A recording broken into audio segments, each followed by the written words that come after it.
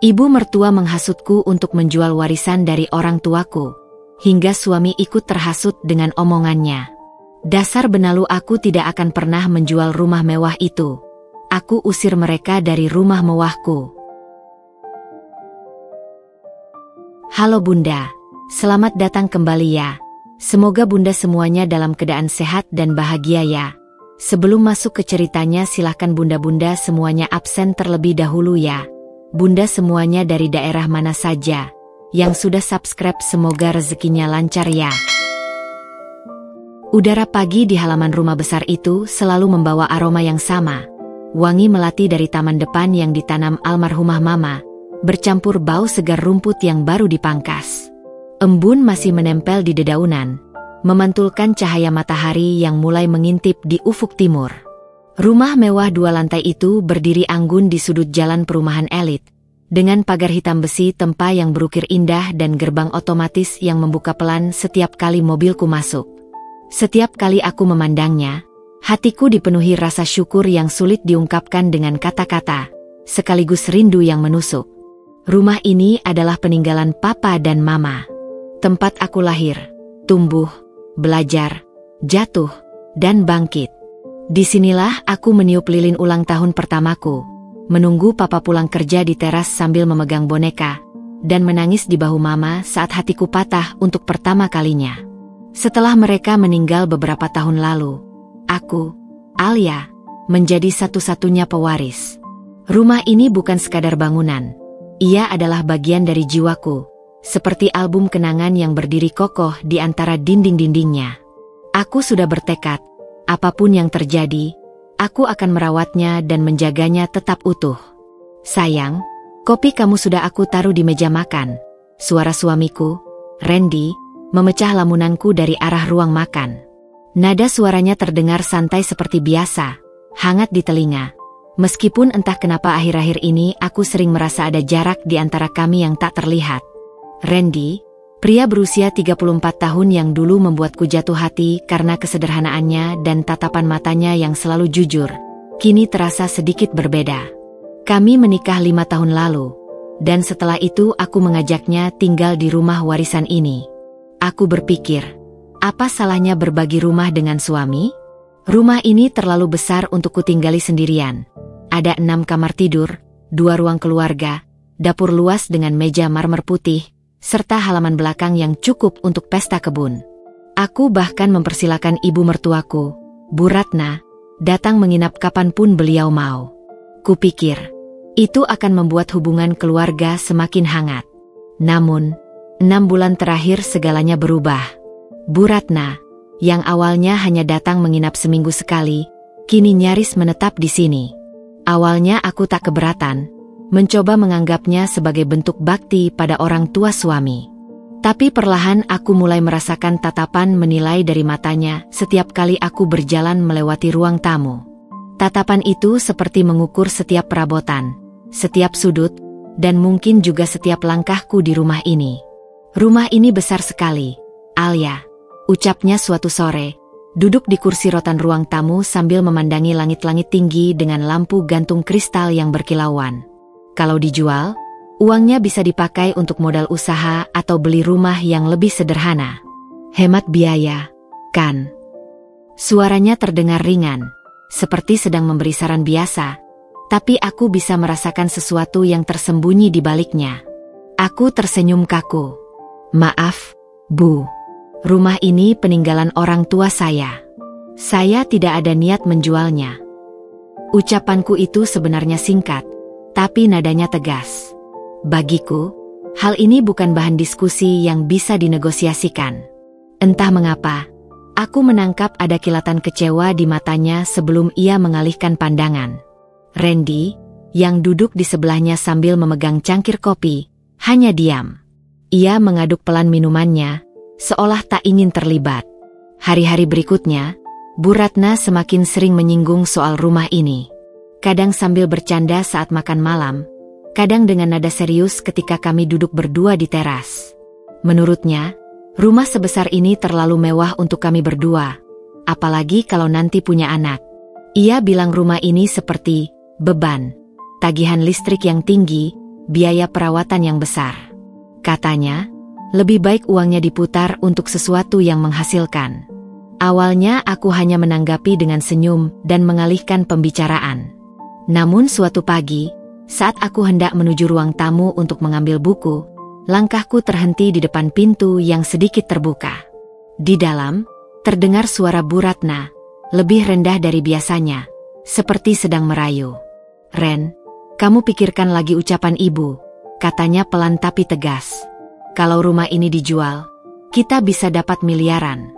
Kamu bisa buka usaha sendiri, nggak usah kerja terus di kantor orang. Dan ibu juga bisa tinggal lebih dekat sama kamu. Kita bisa hidup lebih nyaman, nak." Aku berdiri terpaku. Napasku tercekat, telingaku berdenyut karena detak jantung yang mendadak memburu.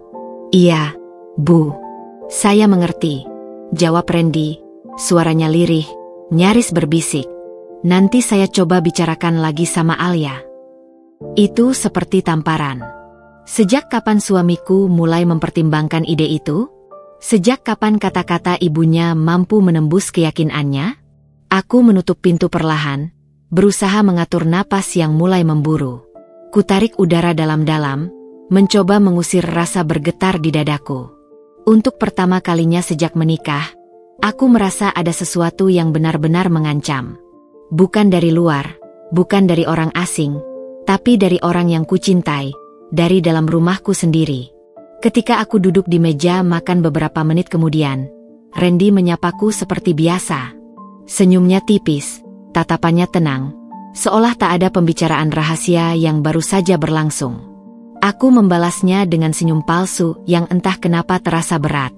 Aku tak tahu persis kapan atau bagaimana, tapi aku bisa merasakan gelombang konflik itu mulai bergerak, perlahan namun pasti, menuju aku dan rumah warisan yang kucintai. Pagi itu langit sedikit mendung, membuat cahaya yang masuk dari jendela ruang makan terlihat lebih redup dari biasanya. Udara di rumah terasa dingin, bukan hanya karena cuaca, tapi juga karena suasana hati yang entah kenapa seperti diatur oleh isyarat tak terlihat. Aku duduk di kursi dekat jendela sambil memandangi secangkir teh yang uapnya menipis. Pikiranku melayang kembali ke percakapan yang kudengar beberapa hari lalu di ruang tamu. Kata-kata Bu Ratna dan jawaban Randy masih terputar jelas di kepalaku, seolah belum benar-benar mau pergi. Randy datang dari dapur sambil membawa roti bakar di piring. Ia duduk di hadapanku, senyumnya tipis, matanya seperti mencari celah untuk memulai obrolan. "Kamu nggak lupa hari ini ada acara di rumah tante kamu, kan?" tanyanya. Aku menggeleng pelan. "Ingat, tapi aku baru mau ke sana siang, setelah urusan rumah selesai." Jawabanku singkat. Ia mengangguk, lalu menaruh rotinya di meja. Hening beberapa detik. Tatapannya sempat berpindah ke arah pintu yang mengarah ke ruang keluarga, lalu kembali menatapku. Gerak-geriknya membuatku curiga ia sedang menimbang sesuatu. "Alia, aku mau ngomong sesuatu," katanya, nadanya dibuat selembut mungkin. Aku menegakkan punggung. "Tentang apa?" tanyaku, meski dalam hati sudah bisa menebak arahnya. Dia menghela napas pelan, seakan mengukur reaksiku sebelum melanjutkan. "Aku pikir, rumah ini terlalu besar untuk kita berdua. Apalagi nanti kalau punya anak, kita nggak perlu tinggal di rumah sebesar ini. Biaya perawatannya tinggi, listrik, kebersihan, semuanya. Kamu tahu sendiri kita harus bayar tukang kebun, asisten rumah tangga, belum kalau ada perbaikan." Aku menatapnya diam, mencoba memahami apakah ini benar-benar pendapatnya atau kalimat yang sudah ia simpan setelah percakapan dengan ibunya. "Dan?" tanyaku lagi, menjaga nada suaraku tetap datar. "Kalau kita jual rumah ini," ia mulai lagi, lalu menatapku seolah mengukur reaksiku. "Uangnya bisa kita pakai untuk beli rumah yang ukurannya lebih pas. Terus sisanya bisa kita investasikan atau buka usaha. Hidup kita bisa lebih stabil, nggak berat sama biaya." Aku meletakkan cangkir teh di meja dengan perlahan, memastikan suaranya tidak terdengar berlebihan. "Randy, rumah ini bukan sekadar tempat tinggal. Ini peninggalan papa dan mama. Semua kenangan masa kecilku ada di sini. Aku nggak akan menjualnya." Aku tahu, sayang, katanya buru-buru, seperti sudah menyiapkan kalimat penenang, tapi kita harus realistis. Kita nggak bisa hidup cuma pakai kenangan. Kita butuh masa depan yang aman. Kata-katanya membuat dadaku panas, tapi aku menahannya. Masa depan yang aman tidak selalu berarti menjual masa lalu. Balasku pelan namun tegas. Kamu tahu betapa pentingnya rumah ini buat aku. Aku ingin membesarkan anak-anak kita di sini, di tempat yang penuh kenangan baik, bukan di rumah asing yang dibeli dari hasil menjual satu-satunya peninggalan orang tuaku. Ia menghela napas panjang, lalu mengusap wajahnya. Aku cuma mencoba cari jalan terbaik. Ibu juga berpikir begitu. Dia ingin yang terbaik buat kita. Nama itu, Ibu, muncul, seperti yang kuduga. Ada getaran tipis di suaranya saat mengucapkannya, seakan ingin meyakinkanku bahwa ini semua bukan semata-mata idenya. Aku menatapnya dalam-dalam. Kalau ini ide kamu, kita bisa bicara. Tapi kalau ini ide ibu, aku harap kamu ingat satu hal. Rumah ini adalah hakku, warisan keluargaku. Keputusan ada di tangan aku, bukan orang lain.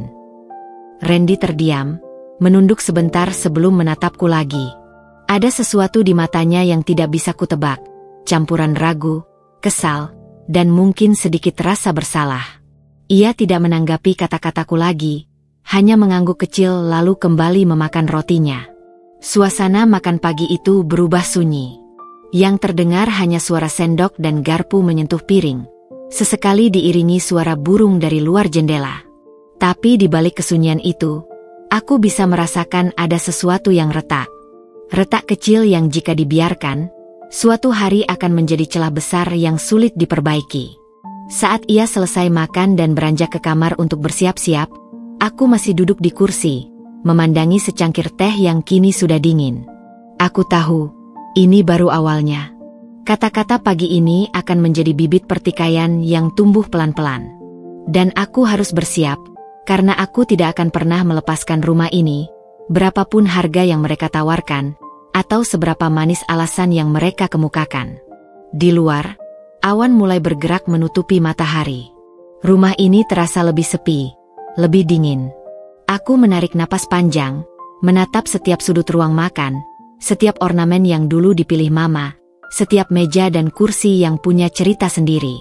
Satu hal yang ku tahu dengan pasti, aku akan mempertahankannya, walau nanti harus berhadapan dengan siapapun, bahkan dengan suamiku sendiri. Sejak percakapan di meja makan pagi itu, rumah besar peninggalan papa dan mama tak lagi terasa sama. Ada hawa tak kasat mata yang membuat langkahku lebih berhati-hati, seakan udara di setiap sudut dipenuhi arus listrik halus yang siap menyambar sewaktu-waktu. Aku masih menjalani rutinitas seperti biasa, menyapu dedaunan kering di teras, memeriksa bunga anggrek di kebun belakang, memastikan pintu-pintu terkunci rapat sebelum tidur.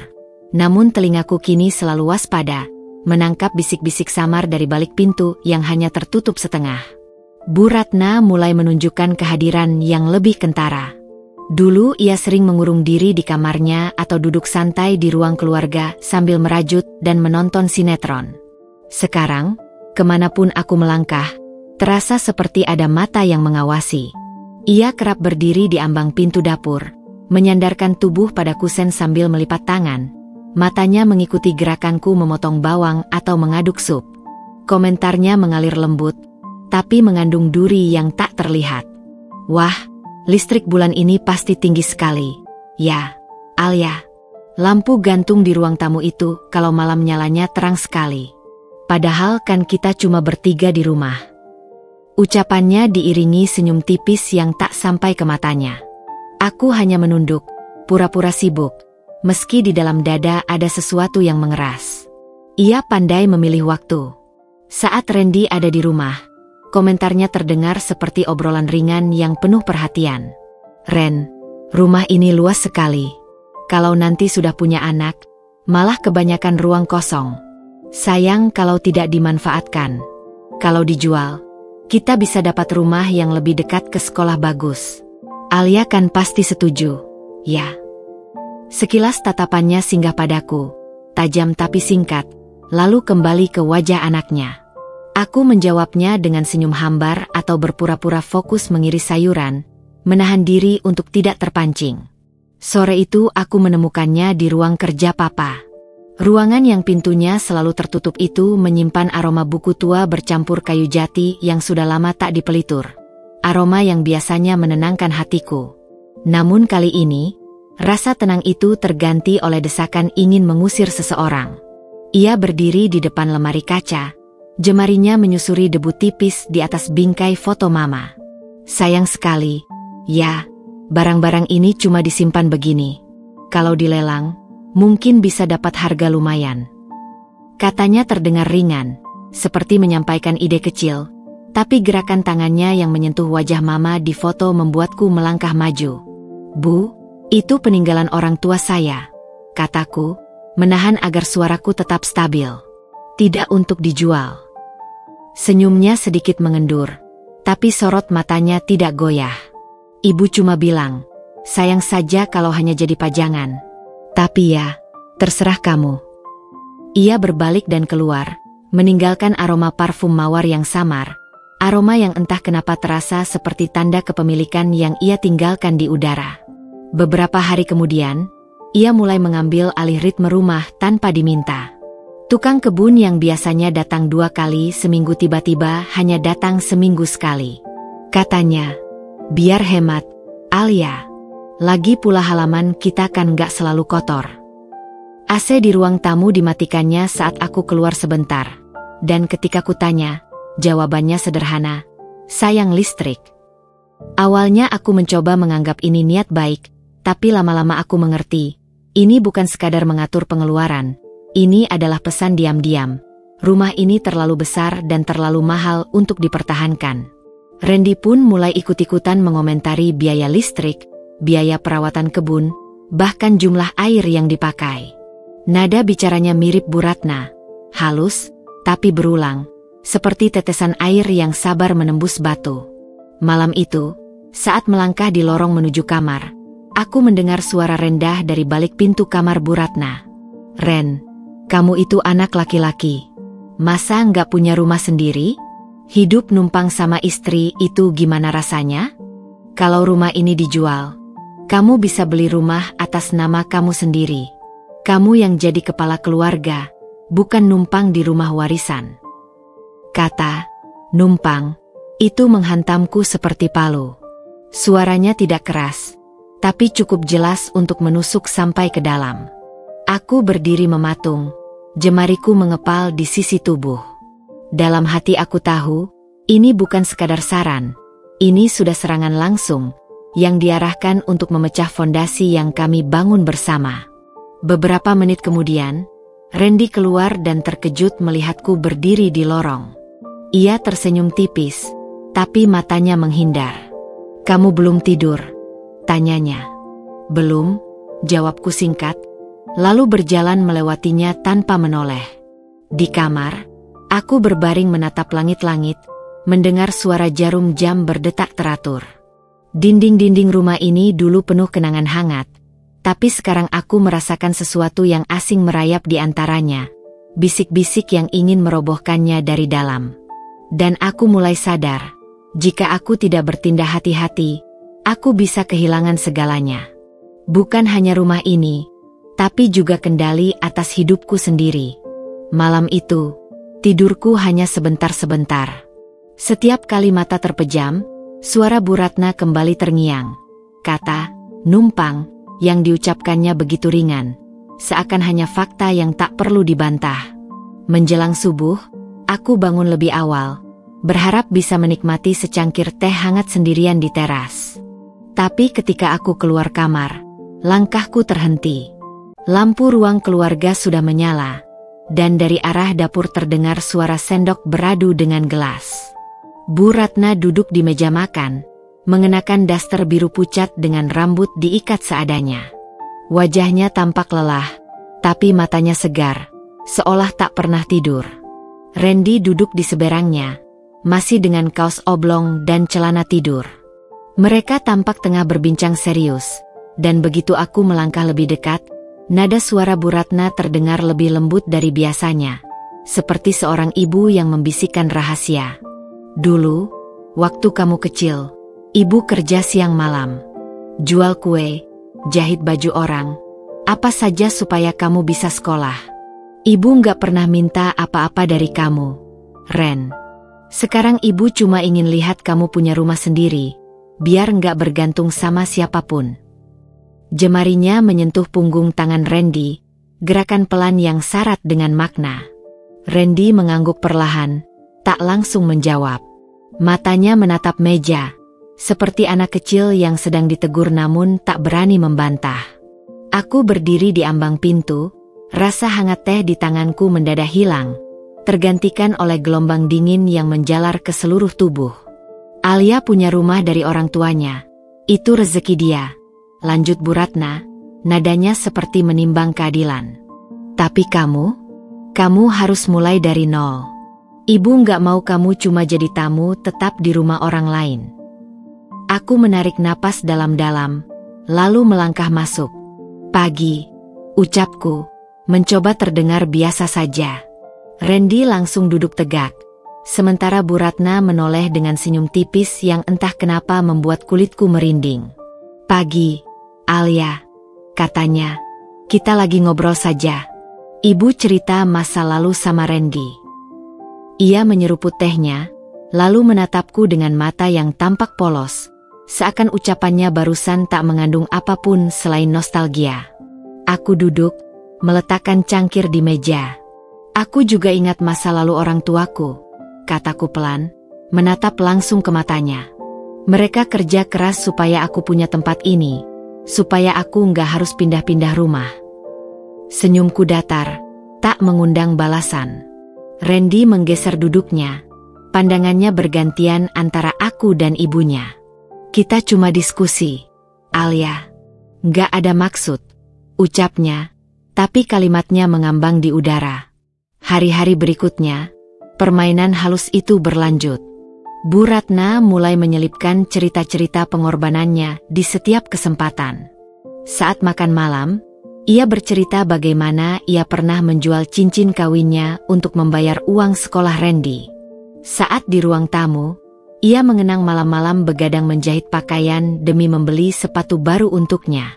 Setiap cerita diakhiri dengan sentuhan di bahu atau tangan Randy, seolah mengingatkan bahwa ia berutang banyak. Randy mulai berubah. Ia lebih sering diam ketika aku menolak saran untuk menjual rumah, tapi diamnya bukan lagi tanda setuju. Diam itu seperti retakan yang perlahan membesar, seperti ia sedang menimbang untuk berpihak. Puncaknya terjadi pada suatu malam hujan, ketika listrik sempat padam beberapa menit. Dalam temaram cahaya lilin, Bu Ratna memulai lagi. Kali ini nadanya bergetar seperti menahan emosi.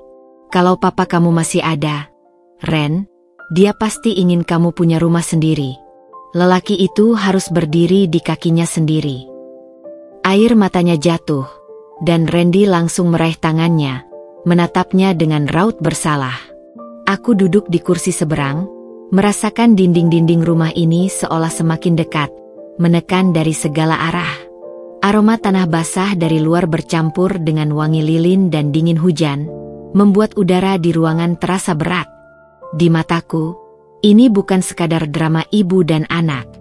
Ini adalah panggung, dan aku penonton yang dipaksa duduk di baris depan, menyaksikan suamiku perlahan ditarik keluar dari sisiku, selangkah demi selangkah, menuju tujuan yang sudah jelas, menjual rumah ini. Dan untuk pertama kalinya, aku mulai berpikir bahwa pertahananku tidak cukup hanya dengan menolak. Aku harus melawan. Tapi melawan berarti harus siap membuka medan perang di dalam rumahku sendiri. Malam itu aku tidak tidur sama sekali. Bukan karena suara hujan atau gemuruh petir, melainkan karena percakapan di ruang tamu yang terus berputar di kepalaku. Aku menatap siluet lemari pakaian di kegelapan kamar, berpikir keras. Jika aku terus bertahan hanya dengan berkata, tidak, lama-lama suara mereka akan mengikis Randy sampai ia benar-benar percaya bahwa menjual rumah adalah satu-satunya pilihan. Tidak, kali ini aku harus bermain dengan cara mereka. Halus, sabar, dan tak terlihat. Pagi-pagi sekali, sebelum Randy bangun, aku membuka lemari arsip kecil di kamar kerja. Di sana ada map berisi sertifikat rumah, bukti pembayaran pajak, dan surat-surat penting. Jemariku menyentuh setiap dokumen seperti sedang menghafal posisinya, lalu memindahkannya ke laci tersembunyi di bawah meja kerja papa. Kuncinya kusimpan di tempat yang hanya aku tahu. Kalau sampai ada yang mencoba mengurus atau memproses penjualan tanpa izinku, mereka akan kesulitan. Hari-hari berikutnya, aku mulai mencatat. Bukan hanya pengeluaran listrik atau belanja dapur, tapi juga setiap ucapan, tatapan, dan tindakan Bu Ratna. Kapan ia menyindir soal rumah, kapan ia berbicara berdua dengan Randy di ruangan tertutup, bahkan ekspresi wajah Randy setelah percakapan itu. Semua kutulis rapi di buku catatan kecil bersampul hitam, yang kuselipkan di antara majalah lama di rak buku. Aku juga mulai mencari sekutu. Mbak Yuni, tetangga sebelah, sering mampir untuk mengembalikan piring atau meminjam gula. Suatu sore, aku sengaja membuka sedikit percakapan, bercerita ringan tentang banyaknya komentar yang kuterima belakangan ini. Ekspresinya langsung berubah. Matanya menyipit penuh rasa ingin tahu. Aku tak memberi detail, hanya menebar benih cerita. Dalam lingkungan kecil seperti ini, berita akan menyebar dengan sendirinya, dan kadang gosip bisa jadi pagar yang tak terlihat. Di depan Randy, aku tetap bersikap hangat. Aku memasakkan makanan favoritnya, menanyakan pekerjaannya, bahkan tertawa pada leluconnya. Aku ingin ia merasa bahwa rumah ini adalah tempat yang nyaman, bahwa aku bukan penghalang kebebasannya, melainkan seseorang yang menjaga fondasi yang sudah ia injak. Tapi di dalam, setiap senyumku adalah perisai, setiap kata manis adalah langkah dalam permainan yang mulai kumenangkan. Suatu sore, aku sengaja mengundang 2 kerabat almarhum papa untuk makan bersama. Mereka orang-orang yang dulu sering datang ke rumah, yang tahu sejarah bangunan ini dari awal. Di tengah obrolan, salah satu dari mereka, Om Bima, mulai bercerita bagaimana papa membangun rumah ini dari nol, menolak semua tawaran pembelian bahkan saat sedang kesulitan. Bu Ratna duduk di seberang, mencoba tersenyum, tapi aku melihat jari-jarinya mengetuk-ngetuk meja pelan. Malamnya, Randy berkata padaku, "Aku nggak nyangka papa kamu sebegitu keras mempertahankan rumah ini." Nada suaranya netral, tapi aku tahu benih itu sudah kutanam. Aku hanya menjawab singkat, beberapa hal memang layak diperjuangkan. Namun aku juga tahu, Bu Ratna tidak akan tinggal diam. Dan benar saja, 2 hari kemudian, ia mulai membawa cerita masa lalu yang lebih berat, tentang kesepian, tentang masa tuanya, tentang bagaimana ia ingin melihat Randy mapan sebelum ia tidak ada lagi di dunia ini. Aku menatapnya dari seberang meja makan, merasa seperti sedang berhadapan dengan pemain catur ulung yang baru saja mengorbankan bida untuk melindungi rajanya. Tapi kali ini, aku juga sudah duduk di papan permainan itu. Dan aku berniat membuat setiap langkahnya terasa berat. Hujan baru saja berhenti sore itu, meninggalkan aroma tanah basah yang berpadu dengan wangi daun mangga yang meneteskan sisa air di halaman depan. Suara gemericik air dari talang masih terdengar samar. Aku sedang di dapur, merapikan belanjaan dari pasar, menata sayuran di rak kayu, ketika suara pagar depan berderit keras memecah kesunyian. Langkah kaki cepat menghentak lantai teras, diikuti oleh suara pintu yang dibuka tanpa mengetuk terlebih dahulu. Nada suara Bu Ratna terdengar tinggi, ada semacam kepuasan yang ia tidak repot-repot sembunyikan. "Alia, Randy, kalian di rumah?" teriaknya, memanggil seperti seorang jenderal yang hendak mengumumkan kemenangan. Aku menghela napas, meletakkan kantong berisi cabai di meja, lalu berjalan ke ruang tamu. Pemandangan yang kulihat membuat jantungku berdetak kencang. Bu Ratna berdiri di ambang pintu, payung lipat basah di genggamannya, dan di belakangnya seorang pria parubaya berjas abu-abu masuk sambil menebar senyum lebar. Ia membawa map hitam tebal di tangan kirinya, yang ia peluk seperti harta. Tatapan matanya berkeliling ruangan dengan minat yang tak tersamarkan, seperti sedang menilai harga. "Ini, kenalin," kata Bu Ratna dengan senyum yang terlalu lebar untuk disebut wajar. Tangannya menunjuk ke pria itu. "Pak Haris, agen properti. Temennya tetangga lama ibu. Dia lagi nyari rumah buat kliennya. Katanya tertarik sama rumah ini." Aku berdiri mematung. Nafasku terasa berat, seperti ada batu besar yang menghimpit dadaku. "Bu, ini maksudnya apa?" tanyaku pelan, menahan nada dingin agar tidak langsung meledak.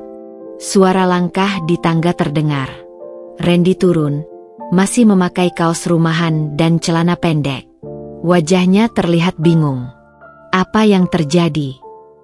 Bu Ratna menoleh ke anaknya. Matanya berbinar seolah sedang menawarkan solusi emas. "Ren, nggak ada salahnya kan kalau kita tahu harga pasaran rumah ini? Siapa tahu kalau harganya bagus, kita bisa mulai dari awal. Cari rumah yang benar-benar milik kamu berdua. Lebih bebas, lebih luas, dan ibu bisa bantu ngurus semuanya." Aku memandang Randy, berharap menemukan ketegasan di sana, tapi ia hanya menggaruk kepala sambil melirik agen itu. "Kita belum pernah ngomongin ini sampai tahap serius, Bu." Suaranya ragu, seperti sedang mencari jalan aman. Pak Haris melangkah maju, senyumnya ramah namun penuh keyakinan diri. "Saya cuma survei kok, Mbak. Nggak ada paksaan. Kalau ibu mau, saya foto-foto sedikit. Klien saya serius cari properti di lokasi strategis kayak gini. Apalagi rumah ini punya banyak nilai tambah." Di detik itu aku tahu, ini bukan lagi sekadar bisikan atau sindiran. Ini sudah masuk tahap aksi nyata. Aku menarik napas panjang, mendekat beberapa langkah hingga jarakku dengan Pak Haris hanya sekitar 2 meter. "Maaf, Pak," ucapku, menatap langsung ke matanya. "Rumah ini tidak dijual. Tidak untuk siapapun, berapapun harganya." Sejenak suasana menjadi hening. Bahkan suara tetesan air dari genting terasa jelas. Pak Haris mengangguk sopan, tapi matanya melirik ke arah Bu Ratna, seolah menunggu instruksi atau isyarat. "Ya ampun, Alia, jangan kaku begitu." Suara Bu Ratna meninggi, nadanya seperti hendak menegur anak kecil. "Kita cuma mau tahu harganya, bukan langsung jual. Kamu nggak pernah mau mikirin masa depan Randy." Kata-kata itu terasa seperti cambuk. Aku menahan diri, menjaga agar suaraku tidak bergetar. Saya pikir masa depan suami saya tidak diukur dari seberapa cepat dia bisa menjual warisan istrinya. Randy melangkah maju, kedua tangannya terangkat, berusaha menjadi penengah. "Sudahlah, jangan ribut di depan orang," katanya pelan. Matanya bergantian memandang aku dan ibunya. Tapi Bu Ratna tak mau berhenti. "Ren, kamu diam aja? Dari dulu ibu kerja mati-matian buat kamu. Sekarang mau masa tua ibu habis cuma di rumah yang bukan milik kamu? Rumah ini bikin kita nggak punya kebebasan." Matanya mulai berair, tapi aku melihat kilatan tajam di sana. Air mata itu bukan sekadar sedih. Itu adalah senjata. Aku menatapnya lama, memastikan setiap kata yang keluar dariku terdengar jelas. Kalau ibu merasa tidak nyaman tinggal di sini, pintu selalu terbuka untuk pergi. Tapi rumah ini tidak akan pernah dijual. Pak Haris tersenyum kecut, menutup mapnya. "Mungkin belum waktunya, Bu," ucapnya pelan sebelum berpamitan. Suara pagar menutup terdengar nyaring, seperti garis akhir babak permainan ini. Keheningan menyelimuti ruang tamu. Randy memijat pelipisnya, napasnya berat. Bu Ratna berdiri memunggungiku, bahunya naik turun seperti sedang menahan kata-kata yang tak sempat ia lontarkan. Aku tahu sore ini telah mengubah segalanya. Permainan halus sudah berakhir. Mereka sudah berani melangkah ke papan tengah, dan mulai sekarang, setiap langkahku akan jadi langkah serangan. Pagi itu udara terasa dingin, meski sinar matahari sudah mulai menerobos tirai ruang makan. Sisa hujan semalam meninggalkan kilauan di setiap tetes embun yang menempel di pagar besi. Dari dapur, aroma tumis buncis bercampur dengan wangi telur dadar yang masih mengepulkan uap. Teh panas di teko keramik kecil memancarkan aroma melati, memenuhi udara dengan rasa hangat yang kontras dengan hawa dingin pagi. Aku duduk di kursi paling ujung meja makan, sendirian, menata piring dan sendok satu persatu. Tapi pikiranku jauh dari dapur ini. Semalam aku nyaris tidak tidur.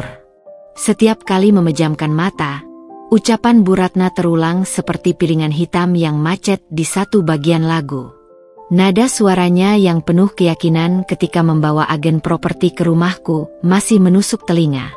Aku sadar, jika aku terus diam, ia akan menganggap itu tanda bahwa aku menyerah.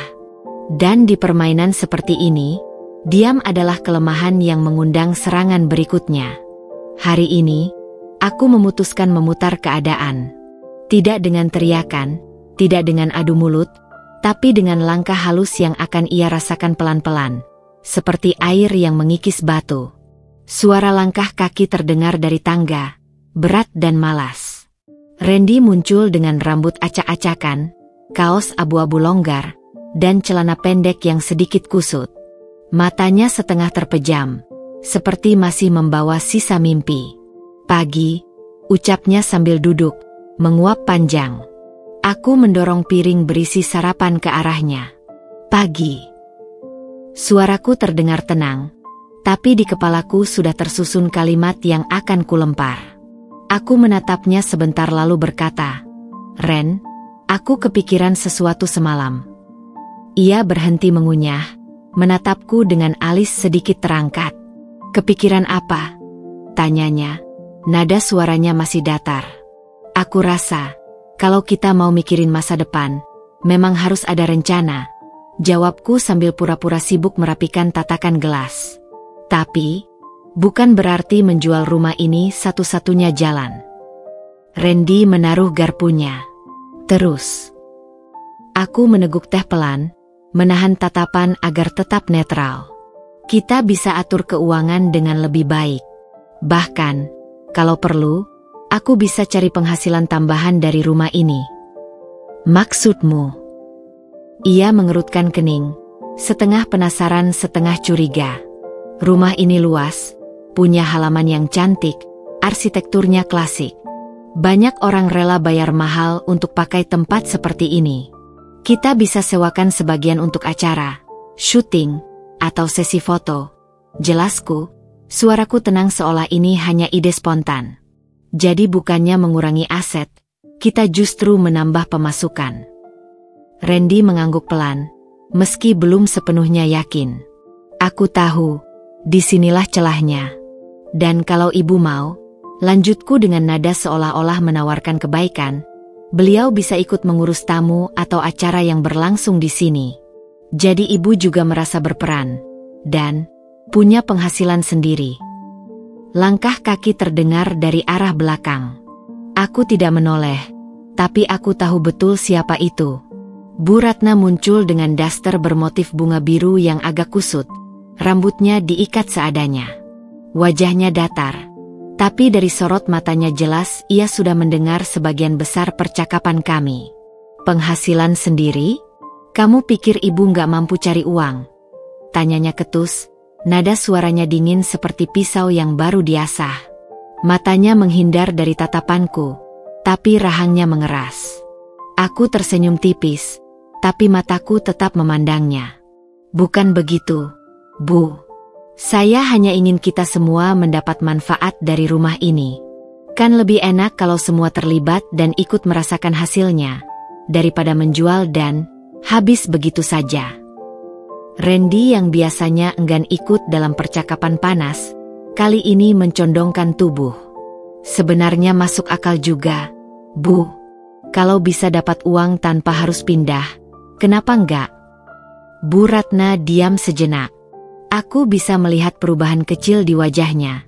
Garis bibir yang semakin tipis, tatapan yang berkedip sedikit lebih cepat. Ia tidak suka, tapi ia tidak punya alasan kuat untuk langsung menyerang ide ini. "Kita lihat aja nanti," jawabnya singkat, lalu mengambil secangkir teh dan duduk di ujung meja, menghindari kontak mata. Aku menahan senyum. Bidak pertama sudah bergerak, menanamkan ide di kepala Randy bahwa ada pilihan lain selain menjual rumah, sambil menempatkan Bu Ratna di posisi di mana penolakannya akan terdengar egois. Menjelang siang, aku sengaja menelpon Dina, teman lama yang bekerja di agensi kreatif. Aku memastikan suaraku cukup keras saat mengundangnya. "Din, datang sore ini ya. Aku mau tunjukin rumah. Siapa tahu cocok buat lokasi syuting klienmu." Dina setuju, dan aku sengaja membicarakan soal tarif sewa dengan nada ringan tapi jelas, supaya jika Bu Ratna mendengar dari kamar, ia tahu ini bukan sekadar wacana. Sore hari, Dina datang dengan mobil hitam mengilap. Ia turun dengan dress kasual, membawa tablet dan kamera kecil.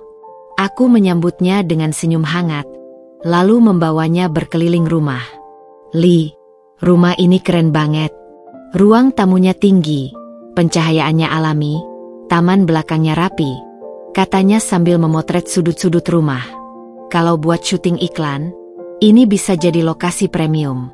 Klienku pasti mau bayar mahal." Aku tersenyum, membiarkannya bicara dengan suara cukup keras. Dari sudut mata, aku melihat Bu Ratna berdiri di ambang pintu dapur, berpura-pura merapikan jemuran padahal jelas sedang menguping. Ekspresinya sulit dibaca, campuran tidak percaya dan cemas. Setelah Dina pulang, aku membersihkan meja tamu sambil bersenandung pelan. Saat malam tiba, kami bertiga duduk di ruang keluarga. TV menayangkan berita, tapi tak ada yang benar-benar memperhatikan. Randy yang pertama kali membuka percakapan. "Bu, kayaknya ide Alia soal nyewain rumah buat acara bener juga. Lumayan buat nambah tabungan," katanya sambil melirikku sekilas. Aku menatap layar TV, berpura-pura tidak terlalu peduli. Tapi aku merasakan tatapan Bu Ratna yang menusuk. Ia menggigit bibirnya, lalu berkata datar, "Ya, terserah aja." Jawaban itu terdengar seperti menyerah, tapi aku tahu, di baliknya ada rencana lain yang sedang ia siapkan. Namun untuk malam ini, aku puas. Tanah yang ia pijak mulai retak. Dan aku berjanji, ini baru langkah awal. Bidak pertamaku sudah dipapan, dan tidak ada jalan kembali. Malam itu, setelah Randy masuk ke kamar dan tenggelam dalam pekerjaannya di laptop, aku masih duduk di ruang tamu. Lampu gantung memancarkan cahaya kekuningan, membuat bayangan perabot memanjang di lantai marmer. Aku bisa mendengar suara langkah Bu Ratna dari dapur.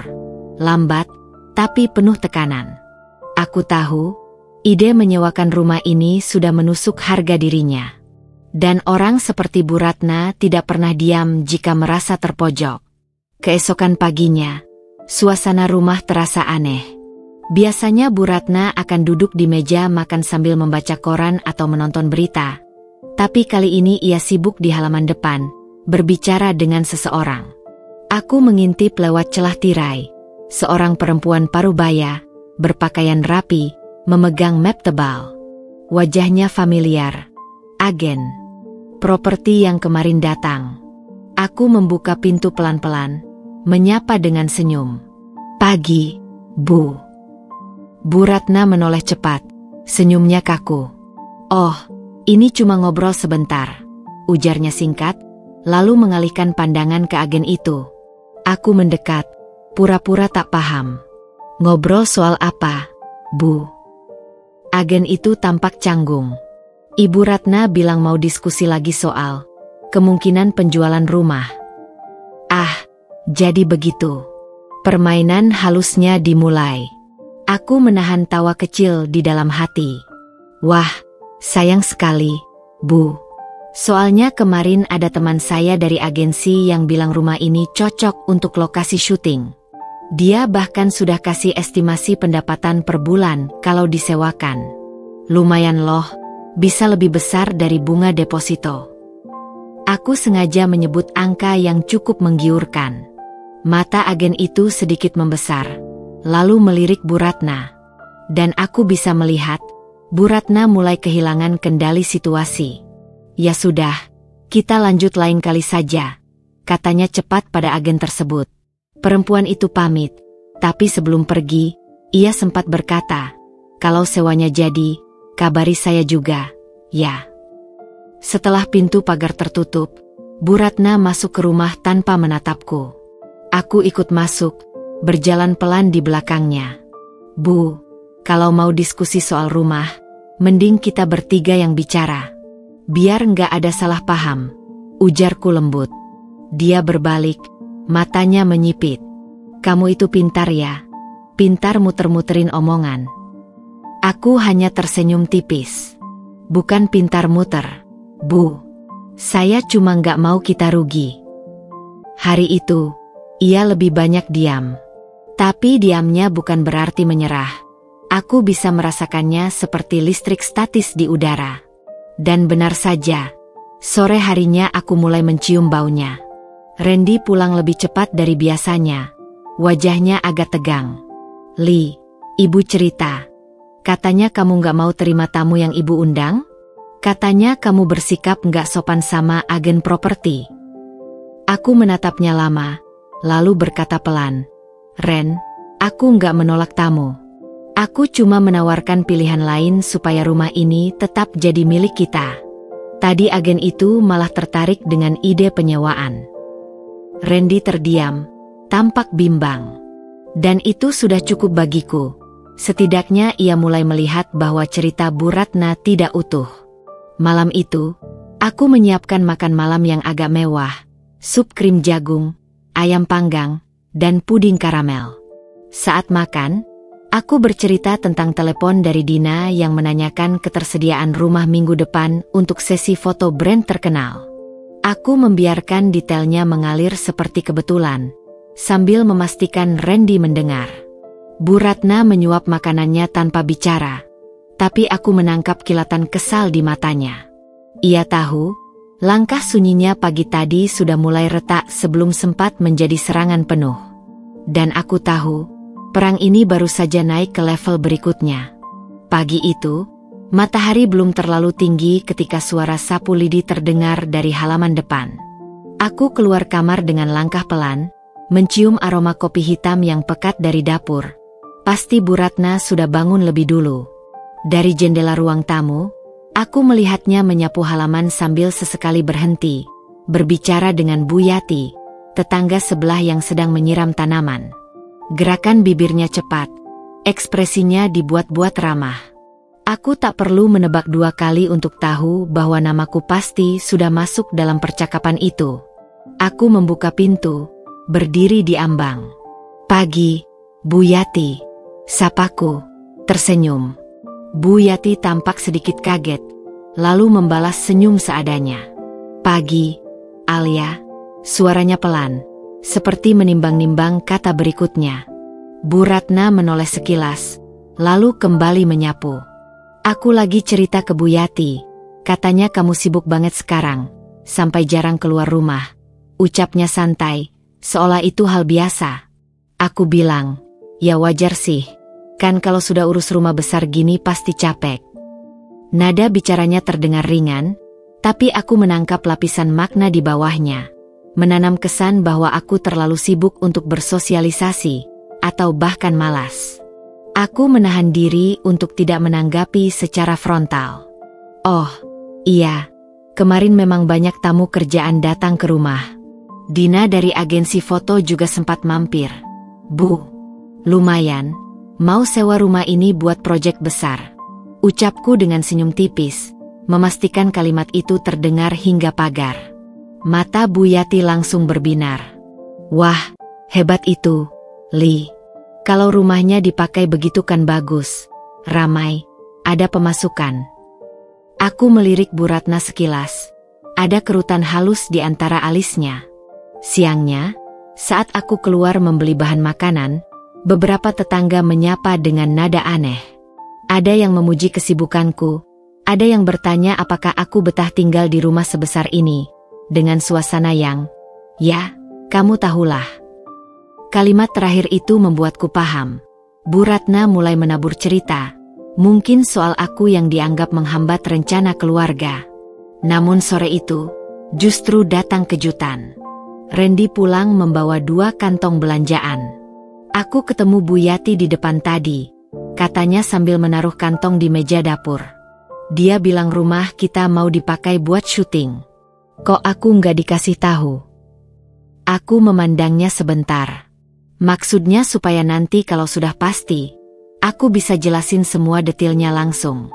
Tapi kalau mau, aku bisa update sekarang. Wajah Randy berubah datar. Aku cuma heran, soalnya ibu juga cerita. Katanya kamu ini terlalu sibuk urus hal-hal di luar, sampai rumah terbengkalai. Tapi aku lihat, malah rumah ini rapi-rapi aja. Kalimat itu membuatku hampir tersenyum. Mungkin ibu cuma khawatir, Ren. Tapi kamu lihat sendiri kan, aku tetap urus rumah ini, jawabku sambil menaruh sayuran di kulkas. Randy tak menanggapi, tapi sorot matanya jelas menyimpan keraguan terhadap versi Bu Ratna. Malamnya, saat aku melewati ruang tamu, kudapati Bu Ratna sedang menelpon seseorang dengan suara lirih. Iya, dia itu, sok pintar. Nanti juga capek sendiri. Kita lihat aja, nggak akan lama. Aku tidak menampakkan diri, hanya berdiri di kegelapan koridor.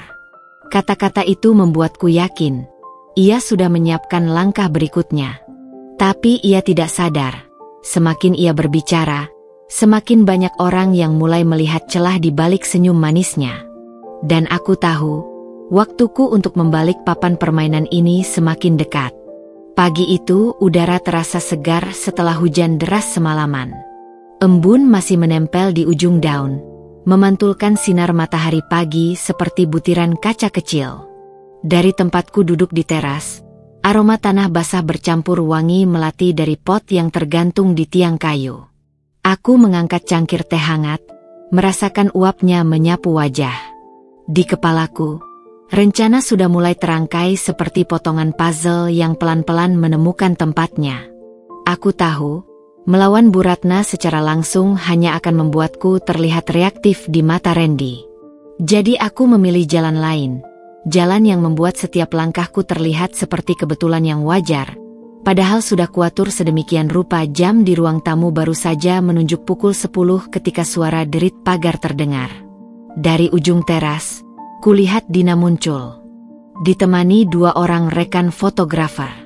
Mereka membawa kamera DSLR besar, tripod lipat, dan beberapa box plastik transparan yang berisi kain backdrop, properti, dan lampu sorot portabel. Aku sengaja menjadwalkan kedatangan mereka pada hari di mana Randy bekerja dari rumah. Bu Ratna juga biasanya belum keluar pada jam ini, momen yang sempurna untuk menampilkan panggung kecil yang kupersiapkan. Wah, rumahnya cakep banget ya, ujar salah satu fotografer, lelaki berkaos hitam dengan rambut agak gondrong, begitu ia melangkah masuk ke ruang tamu. Tangannya langsung mengangkat kamera, memotret sudut-sudut ruangan. Lantai marmernya kinclong, lampu gantungnya klasik banget. Kalau untuk syuting, ini perfect. Aku tersenyum tipis. Iya, makanya sayang kalau cuma dijual. Potensinya besar. Ucapku pelan tapi cukup keras untuk menembus dinding ruang makan yang menghubungkan ke dapur. Suara langkah pelan terdengar dari arah koridor. Tak lama, Bu Ratna muncul dengan raut wajah yang tegang. Ia mengenakan daster biru muda, rambutnya disanggul tinggi, tapi tatapan matanya tajam seperti sedang mengukur situasi. Ini siapa? Kok masuk seenaknya? Suaranya datar, tapi aku menangkap getaran tidak sabar di baliknya. Dina segera merespons dengan senyum ramah. Maaf, Bu. Kami sudah janjian sama Alia untuk survei. Mau lihat kemungkinan pemakaian rumah ini untuk proyek iklan. Langkah kaki terdengar dari tangga. Randy muncul, masih mengenakan kaos abu-abu dan celana santai. Ia berhenti di anak tangga terakhir, menatap kami dengan alis sedikit terangkat. Oh, jadi ini proyek yang kamu bilang ke Bu Yati itu? Tanyanya padaku. Aku mengangguk ringan.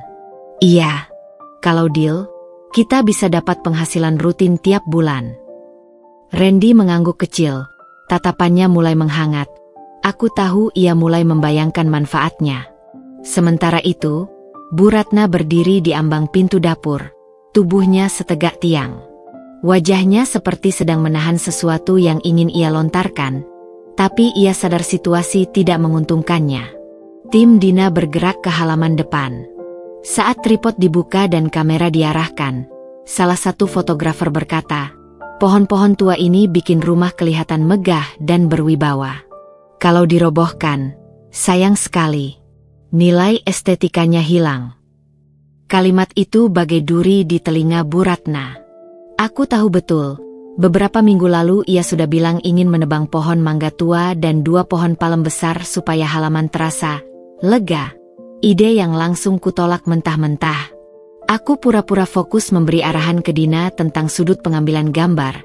Tapi mataku sempat menangkap gerakan tangan Bu Ratna yang meremas ujung dasternya. Sekitar setengah jam kemudian, tim Dina sudah mendapat cukup foto dan video. Mereka membereskan perlengkapan, lalu mendekat ke pintu untuk pamit. "Jarang ada rumah yang terawat begini," kata Dina sambil menatap Randy. "Kalau semua lancar, klien kami mungkin mau kontrak panjang. Bisa jadi proyek tahunan."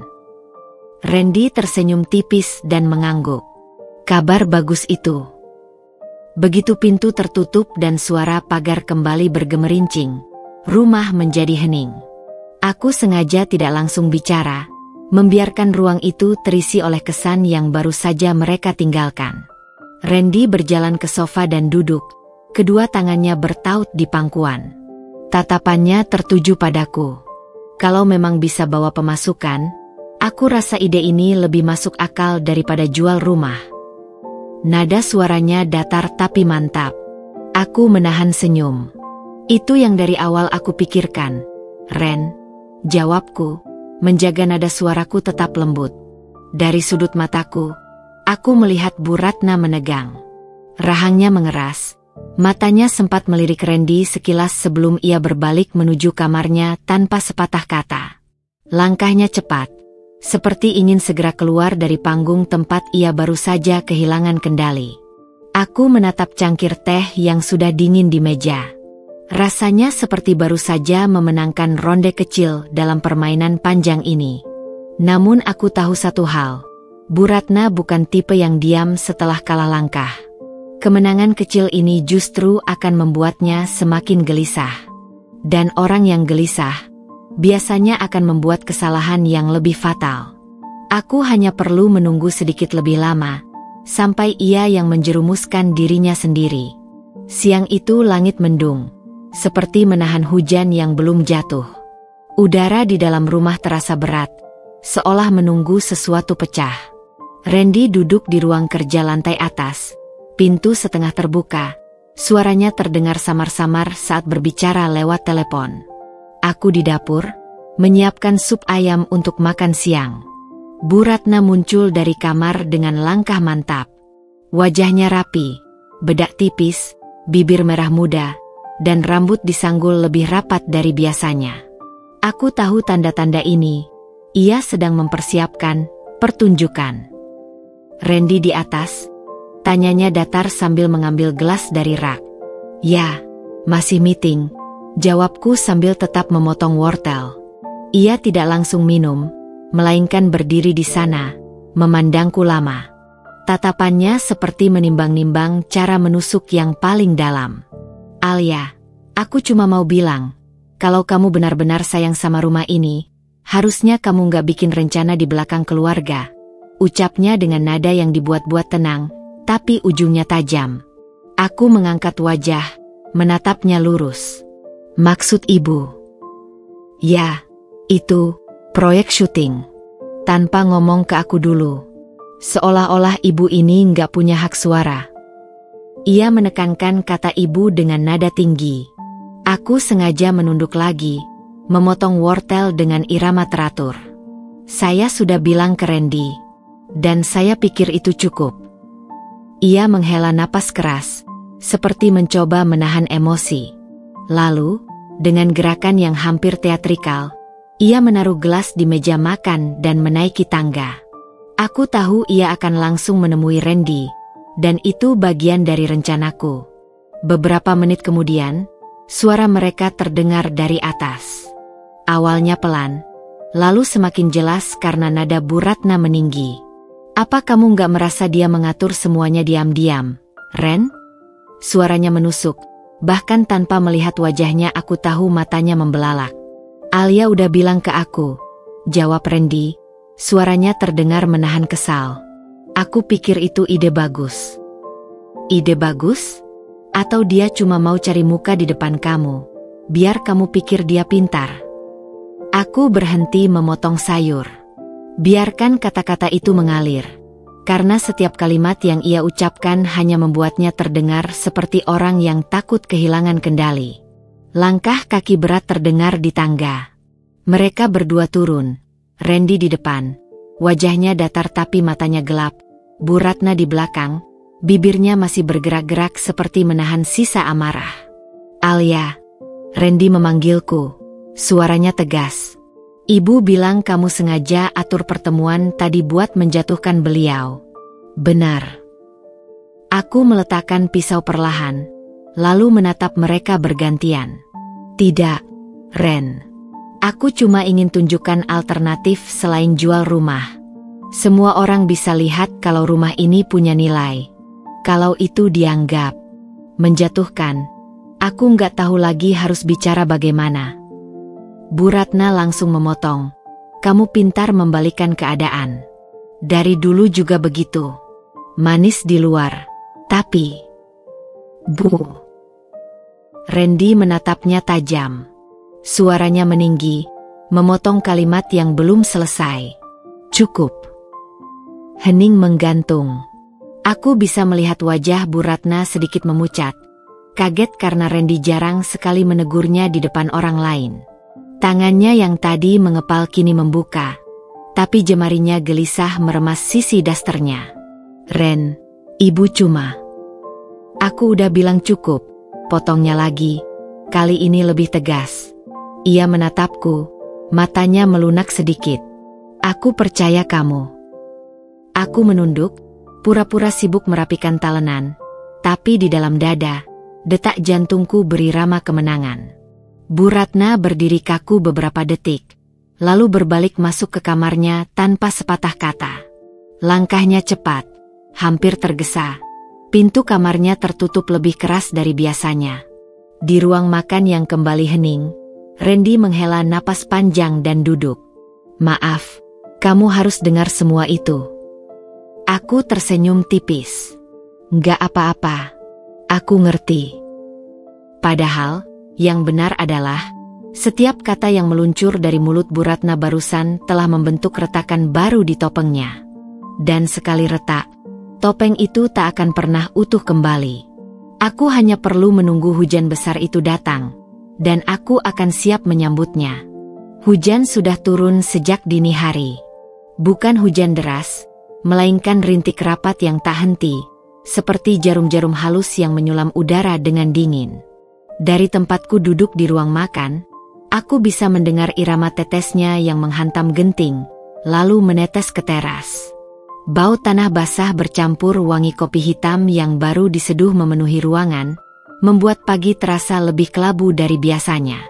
Sejak kejadian kemarin, suasana rumah seperti medan perang yang baru saja mengalami jeda tembak. Sunyi, tapi bukan damai. Randy kini lebih sering berada di sisiku, seolah tanpa sadar membentuk perisai. Sementara Bu Ratna, ia menghilang di balik pintu kamarnya. Tidak ada sindiran, tidak ada teguran, hanya keheningan. Tapi aku tahu betul, diamnya bukan tanda kalah. Itu adalah diam yang sedang menyimpan energi, seperti busur yang semakin tegang sebelum melepas anak panah. Firasatku terbukti di pagi itu. Sekitar pukul 9, suara derit pagar besi memecah monoton hujan. Aku menoleh ke jendela dan melihat dua sosok masuk ke halaman. Seorang lelaki paruh baya mengenakan kemeja batik rapi, rambut disisir ke belakang, membawa map coklat tebal di bawah lengannya. Di sampingnya, Seorang perempuan muda dengan tablet di tangan, payung hitam besar menaungi mereka berdua. Dari langkahnya yang mantap, aku tahu ini bukan kunjungan basa-basi. Belum sempat aku berdiri, Bu Ratna sudah keluar dari kamarnya. Aku nyaris tidak mengenalinya seketika. Rambutnya disanggul rapi seperti akan menghadiri pesta resmi. Kalung emas melingkari lehernya, anting berkilau di telinga. Bahkan bedak di wajahnya lebih tebal dari biasanya, memberi kesan seakan ia sudah bersiap menghadapi panggung penting. "Alia, tolong jangan ikut campur. Ini urusan keluarga," katanya dengan senyum tipis yang terasa lebih seperti peringatan. Tatapannya singgah padaku sejenak, dingin dan tajam, sebelum ia bergegas ke pintu. Aku tidak menjawab. Justru kupilih duduk diam, menyimak. Karena terkadang, diam adalah cara paling ampuh untuk membuat orang lain membuka semua kartu mereka sendiri. Suara pintu dibuka, lalu langkah-langkah tamu itu masuk. "Pak Herman, silakan duduk." "Ya, kita akan langsung bahas perjanjian jual beli hari ini." Suara Bu Ratna terdengar mantap, nyaris bersemangat. "Randy sudah setuju." Aku hampir tertawa. "Randy sudah setuju?" Itu adalah kebohongan yang bukan hanya besar, tapi juga berani. Langkah kaki berat terdengar dari lantai atas. "Randy." Ia turun sambil mengancing ke meja. Alisnya mengerut saat melihat tamu tak diundang itu duduk di ruang tamu. "Ibu, ini apa?" tanyanya. Suaranya tegas tapi mengandung nada waspada. "Ren, ini kesempatan emas," kata Bu Ratna, seperti seorang pedagang ulung yang baru saja mendapatkan pembeli impian. "Harga yang mereka tawarkan di atas pasaran. Kita bisa langsung tanda tangan hari ini." Tangannya menepuk map di pangkuan Pak Herman, seolah setiap ketukan adalah paku yang menancapkan keputusan. "Aku nggak pernah bilang setuju," potong Randy tanpa basa-basi. Bu Ratna tersenyum kaku, tapi matanya menantang. "Kamu lupa? Waktu itu kamu bilang, ya, kalau ada harga bagus. Ya untuk pertimbangan, bukan untuk jual sekarang." Suara Randy naik setengah oktav. Pak Herman, yang sedari tadi tampak tak nyaman, mencoba menyelamatkan situasi. "Kalau memang belum ada kesepakatan, kami bisa." "Tidak, Pak Herman. Kita lanjutkan saja," sela Bu Ratna cepat, nadanya tajam seperti pisau. "Anak saya ini kadang ragu-ragu. Saya yang putuskan." Itulah momen di mana ia menggali kuburnya sendiri. Kalimat itu bukan hanya meremehkan Randy di depan orang asing, tapi juga menegaskan bahwa ia mencoba mengambil alih hak yang bukan miliknya. Randy menatap ibunya lama. Hujan di luar seakan berhenti dalam keheningan tegang itu. "Ibu pikir ini rumah siapa?" tanyanya akhirnya. Nadanya datar tapi tegas. "Rumah keluarga," jawab Bu Ratna, tapi suaranya sudah kehilangan ketajaman. "Rumah ini atas nama aku," kata Randy. Setiap kata terdengar seperti palu yang memukul besi panas. "Keputusan tetap di aku. Dan aku nggak setuju jual." Keheningan berikutnya terasa berat, seperti udara disedot keluar dari ruangan. Pak Herman menatap asistennya, lalu bangkit berdiri. "Maaf, Bu. Sepertinya kami pamit saja." Bu Ratna mencoba meraih map itu, tapi Pak Herman menariknya cepat. "Kami tunggu kabar saja kalau sudah ada keputusan final," ujarnya, lalu mereka berdua melangkah cepat ke pintu, meninggalkan aroma payung basah di udara. Pintu tertutup. Hening lagi. Bu Ratna berdiri mematung. Wajahnya memucat lalu memerah. Napasnya tersengal, bibirnya bergetar. "Randy, kamu ini dibutakan sama perempuan." "Cukup, Bu," potong Randy. Kali ini suaranya menggema di seluruh ruangan. "Aku sudah cukup lihat siapa yang sebenarnya memikirkan keluarga, dan siapa yang memikirkan diri sendiri." Tatapan Bu Ratna beralih padaku, seolah mencoba menyalahkan. Tapi aku hanya berdiri di ambang dapur. Tangan masih memegang lap, wajah tenang. "Aku tak perlu bicara. karena semua yang perlu dikatakan sudah keluar dari mulut Randy. Alia nggak salah, Bu. Semua ini salah karena ibu nggak pernah mau dengar. Tambah Randy, suaranya mulai menurun tapi tetap tegas. Bu Ratna menelan ludah, lalu berbalik, masuk ke kamarnya dan membanting pintu. Suara dentumannya menyatu dengan deru hujan yang kembali terdengar deras. Randy menghela napas panjang, lalu menatapku. Sekarang aku paham semuanya. Aku hanya mengangguk, membiarkan kata-kata itu mengendap di antara kami. Karena sejak saat itu, aku tak perlu lagi membela diri. Di luar, hujan turun lebih deras, seperti menutup lembaran lama yang penuh debu. Dan di dalam hatiku, aku tahu satu hal pasti. Langkah terakhir Bu Ratna barusan adalah langkah yang mengakhiri permainannya sendiri.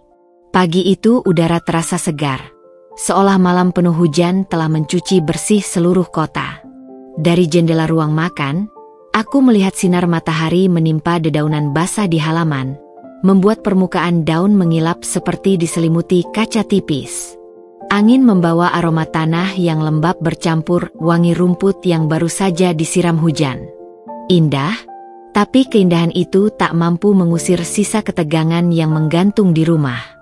Randy duduk di meja makan dengan secangkir kopi di depan. Uapnya naik pelan, mengaburkan sedikit wajahnya sebelum menghilang ke udara. Ia memandangi halaman, tapi tatapannya tak benar-benar fokus ke sana.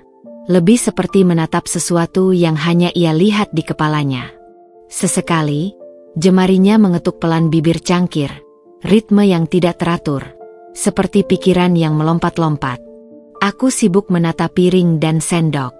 Tidak ada obrolan pagi ini, tapi diamnya terasa berbeda, lebih berat, tapi juga lebih jujur. Ada jarak di antara kami, tapi bukan jarak dingin.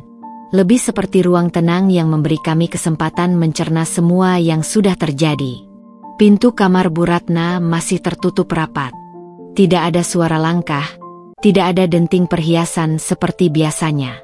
Aku membayangkan ia duduk di tepi ranjang, mungkin masih mengenakan baju tidurnya, memikirkan cara memperbaiki wajahnya di hadapan orang-orang yang ia undang kemarin. Karena aku tahu, di lingkungan seperti ini, cerita seperti itu akan meluncur dari mulut ke mulut lebih cepat daripada air hujan mengalir di talang. Sekitar pukul 9, suara motor berhenti di depan rumah. Suara itu langsung kukenal. Bu Narti, tukang sayur keliling yang setiap pagi lewat. Aku keluar, membawa keranjang belanja. Begitu aku tiba di pagar, ia sudah tersenyum sambil mengangkat kantong plastik berisi sayuran segar. "Loh, kemarin rame ya, Mbak?" bisiknya sambil mengedipkan mata. Katanya ada orang mau beli rumah tapi batal. Aku tersenyum kecil, berusaha menahan nada suaraku tetap ringan. "Ah, cuma salah paham, Bu. Nggak ada apa-apa kok." Bu Narti mengangguk, tapi sorot matanya penuh rasa ingin tahu. Aku tahu persis, meski jawabanku singkat, cerita itu sudah mendapat bahan bakar baru. Dalam waktu sehari 2 hari, semua tetangga akan membicarakannya di warung, di pengajian, di pos ronda. Saat aku kembali masuk, Randy masih duduk di kursinya. "Tadi siapa?" tanyanya tanpa menoleh. "Bu Narti," jawabku sambil meletakkan keranjang. Sepertinya gosip sudah mulai jalan. Randy menghela napas panjang, menatap kopinya yang sudah mulai dingin. "Biarkan saja. Aku nggak mau lagi menutup-nutupi. Kalau ada yang tanya, aku jawab saja apa adanya." Nada suaranya tenang, tapi ada ketegasan baru di sana. Seperti seseorang yang akhirnya memilih untuk berdiri di pihak yang ia yakini benar, meskipun itu berarti harus berseberangan dengan orang yang selama ini ia lindungi. Waktu merayap lambat hingga menjelang siang. Suara pintu kamar Bu Ratna akhirnya terdengar. Ia keluar dengan langkah pelan, wajahnya pucat, dan rambutnya hanya diikat sederhana. Tidak ada riasan, tidak ada perhiasan, hanya bayangan lelah yang menggantung di matanya. Ia duduk di ujung meja, jaraknya jauh dari Randy, dan menatap piring kosong di depannya. Ren, suaranya nyaris seperti bisikan. Ibu cuma mau bilang, kemarin itu ibu cuma ingin yang terbaik. Randy meletakkan sendoknya perlahan, seperti menimbang kata-kata sebelum menjawab. Yang terbaik itu bukan selalu yang ibu mau, Bu. Apalagi kalau caranya seperti kemarin. Aku diam. Bukan karena tidak punya pendapat, tapi karena ini momen mereka.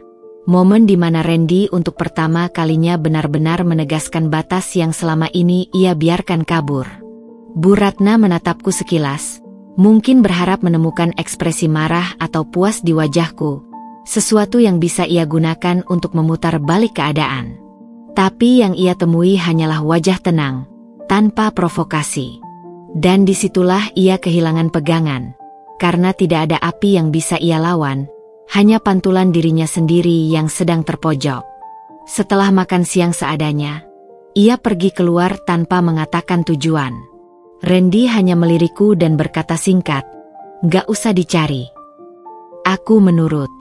Aku tahu kadang membiarkan seseorang berjalan sendirian adalah satu-satunya cara agar ia mengerti di mana ia berdiri.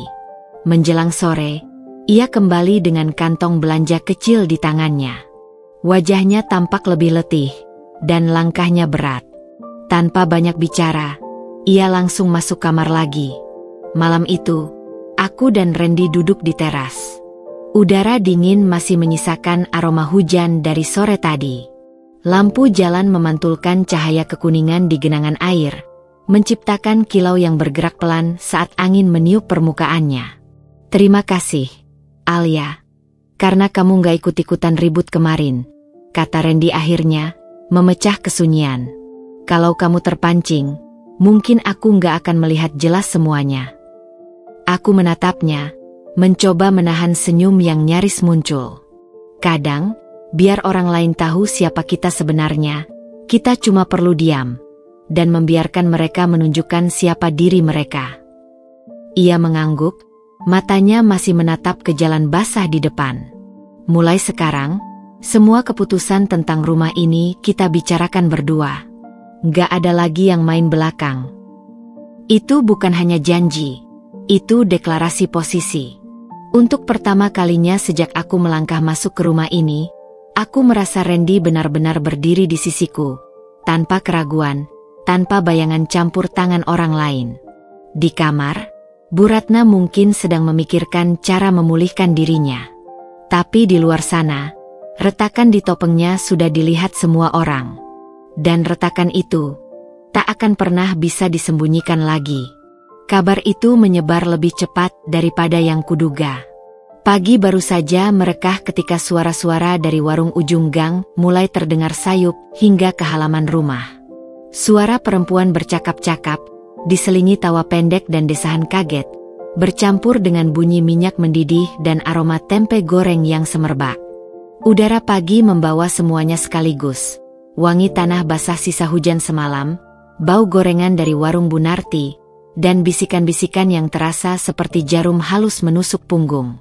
Aku tak perlu mendekat untuk tahu siapa yang jadi topik utama hari ini.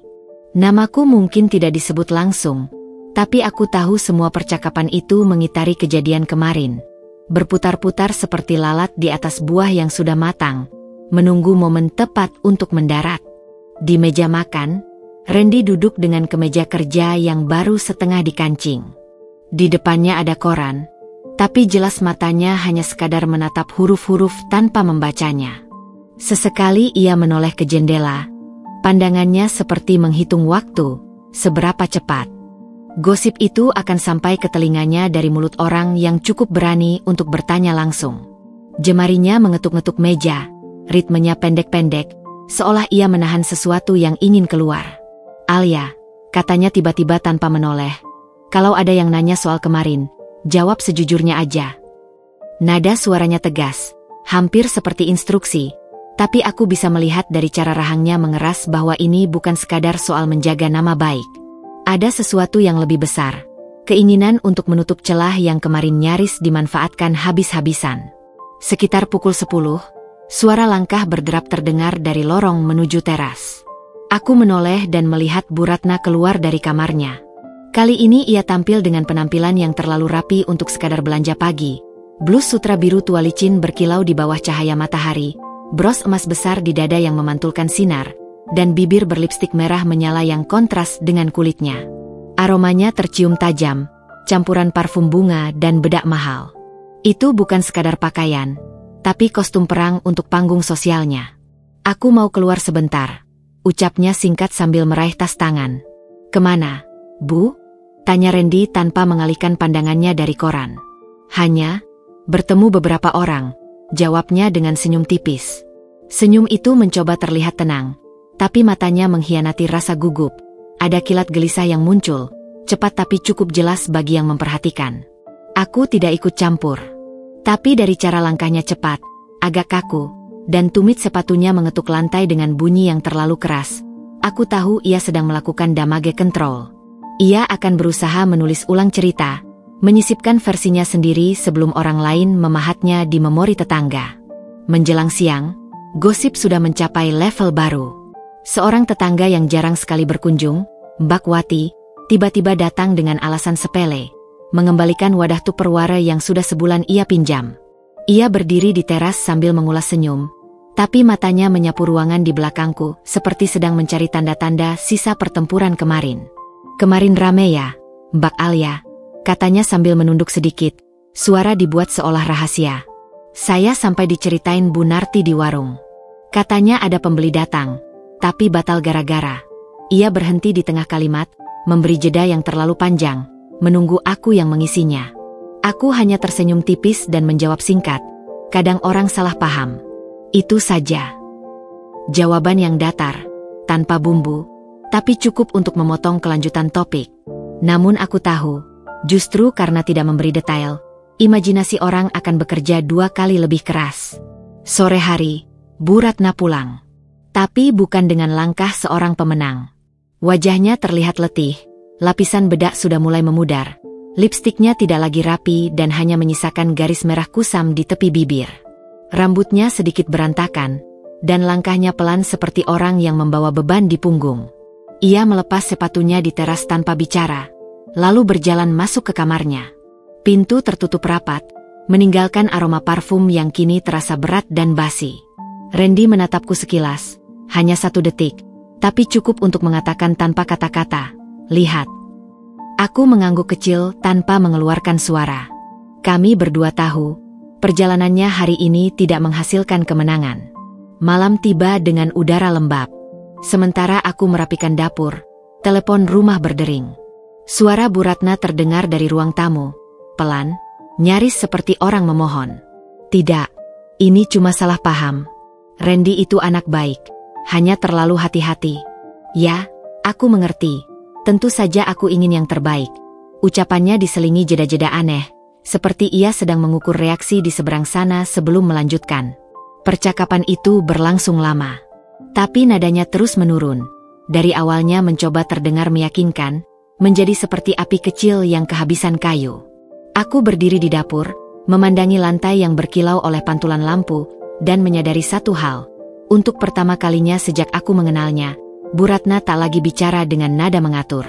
Kali ini, ia berbicara untuk mempertahankan posisinya, bukan di rumah ini, tapi di lingkaran pergaulannya yang mulai melonggarkan genggaman. Di luar, hujan rintik turun lagi.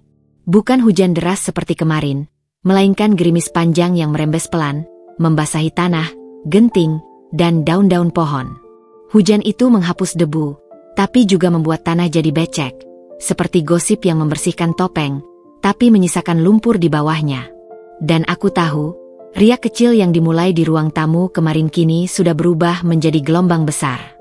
Gelombang yang terus bergerak, menghempas perlahan tapi pasti, dan tidak ada yang bisa menghentikannya, bahkan Bu Ratna sekalipun. Hari-hari berikutnya berjalan seperti air laut yang surut di pagi buta, pelan, nyaris tanpa suara, tapi meninggalkan pasir yang lebih dingin dan kosong. Hubungan Bu Ratna dengan dunia luar yang dulu riuh kini seperti kain yang perlahan ditarik, benang demi benang, sampai renggang. Tidak ada lagi dering telepon pagi hari yang biasanya berisi ajakan arisan atau pertemuan. Kotak pesan ponselnya sunyi.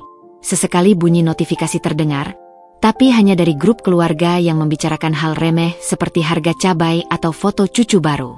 Sementara itu, gosip di lingkungan tidak mereda, justru semakin matang, seperti buah pisang yang terlalu lama digantung di dapur, menghitam, tapi aromanya menembus dinding. Pagi itu, aku sedang menyapu teras. Udara masih membawa sisa dingin malam, bercampur wangi tanah basah. Dari ujung gang, terdengar derit roda gerobak sayur Bu Narti, diiringi suara sayup-sayup ibu-ibu bercakap-cakap di warung. Mereka tertawa kecil di sela kalimat, lalu tiba-tiba menurunkan volume suara, seperti sedang menyembunyikan sesuatu dari telinga orang tertentu.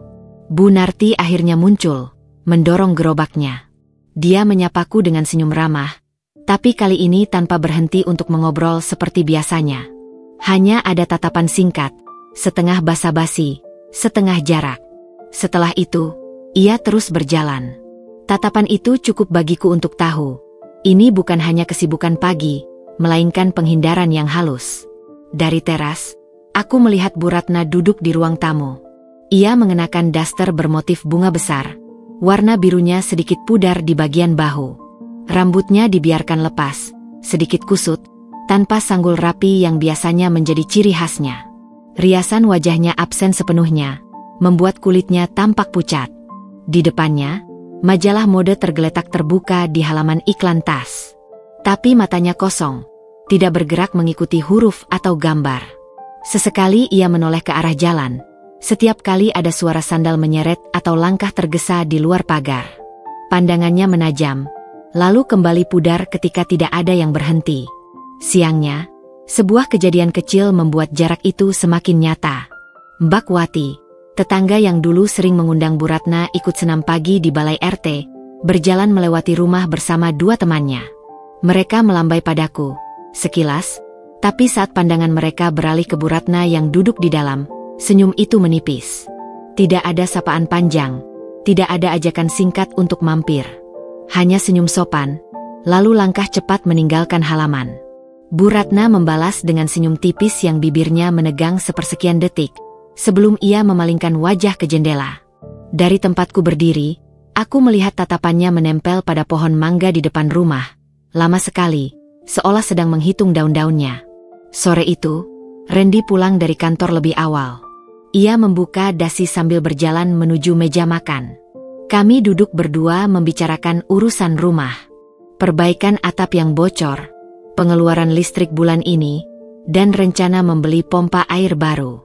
Bu Ratna lewat di belakang kami. Langkahnya tenang tapi arahnya jelas menuju lemari gelas. Tangannya meraih satu gelas, lalu satu sendok teh. Gerakannya sedikit lebih lambat dari biasanya. Aku bisa merasakan kupingnya menangkap setiap kata yang kami ucapkan. Dulu, pembicaraan seperti ini selalu menunggu persetujuannya. Tapi kali ini Randy tidak menoleh, bahkan tidak bertanya pendapat. Bu Ratna tidak memberi komentar. Ia hanya berjalan keluar dari dapur, tapi suara hentakan kecil dari tumitnya di lantai cukup memberitahu perasaannya. Terluka, mungkin juga marah, tapi ditahan. Ada aroma kopi hitam yang baru diseduh dari dapur, bercampur bau hujan yang mulai turun tipis di luar. Malam itu, ketika rumah mulai sunyi dan hujan hanya menyisakan rintik di talang, aku mendengar suara lirih dari kamarnya. Pintu tertutup rapat, tapi jendela sedikit terbuka. Dari sela tirai, potongan kalimat terdengar samar. Nada bicaranya pelan, nyaris berbisik, diselingi jeda panjang seperti sedang menunggu respon. Tidak, aku tidak marah. Hanya, mungkin kalian sibuk. Ya, aku mengerti. Lain kali saja. Kata-kata itu melayang ke udara, tersangkut di dinginnya malam. Aku tidak perlu banyak menebak untuk tahu. Itu adalah panggilan ke seseorang yang dulu akrab dengannya, mungkin teman arisan atau rekan senam. Suara itu bukan milik seseorang yang sedang memerintah atau mengatur, melainkan suara orang yang berusaha tetap relevan. Di kamarku, aku duduk membaca, tapi pandangan mataku sering melayang ke arah lorong.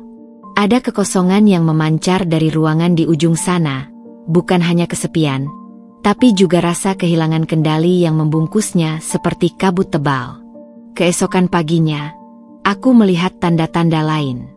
Di meja makan, Bu Ratna menaruh sepiring kue kering yang tampak rapi, seperti suguhan untuk tamu. Tapi tidak ada yang datang. Siangnya, piring itu tetap utuh. Hanya aroma mentega yang mulai bercampur dengan udara hangat. Ia memindahkan piring itu ke dapur tanpa komentar. Tapi tangannya sedikit gemetar saat mengangkatnya. Hari-hari berikutnya semakin mengukuhkan pola itu. Undangan demi undangan tak lagi datang. Tatapan orang berubah, bukan permusuhan, tapi pengabaian. Dan di rumah sendiri, Bu Ratna tidak lagi menjadi pusat gravitasi. Aku dan Randy mulai terbiasa membuat keputusan berdua. Belanja, pembagian tugas rumah, bahkan rencana kecil untuk akhir pekan. Tidak ada yang melibatkan tanda tangan restu darinya. Yang menarik, tidak ada ledakan emosi seperti sebelumnya. Tidak ada teriakan, tidak ada pintu dibanting. Yang ada hanyalah keheningan. Bukan keheningan nyaman, tapi keheningan yang berat, seperti udara sebelum badai. Dalam keheningan itu, aku bisa merasakan sesuatu yang tak terlihat. Tembok-tembok tak kasat mata sedang dibangun di sekeliling Bu Ratna. Bukan olehku, bukan oleh Randy, tapi oleh orang-orang di luar sana yang dulu menyebut namanya dengan penuh antusias. Malam-malamnya kini sering diisi dengan suara televisi yang menyala lama. Tayangan sinetron dan acara gosip menemani dirinya di ruang tamu. Kadang ia tertawa kecil, tapi tawa itu terasa sendirian, bergema di ruangan yang terlalu besar untuk satu orang. Di luar, serangga malam berbunyi bersahutan, sementara di dalam rumah, jarak antar kami tumbuh tanpa perlu perdebatan.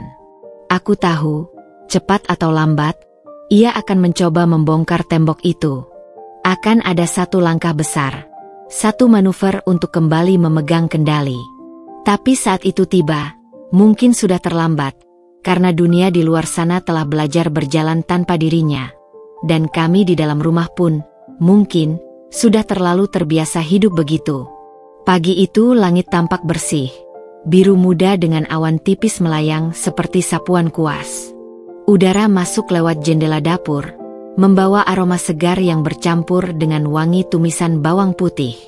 Saat aku masuk, Bu Ratna sedang berdiri di dekat kompor, mengenakan kebaya krem yang licin dan bersih, dipadukan dengan kain batik yang dilipat rapi di pinggangnya.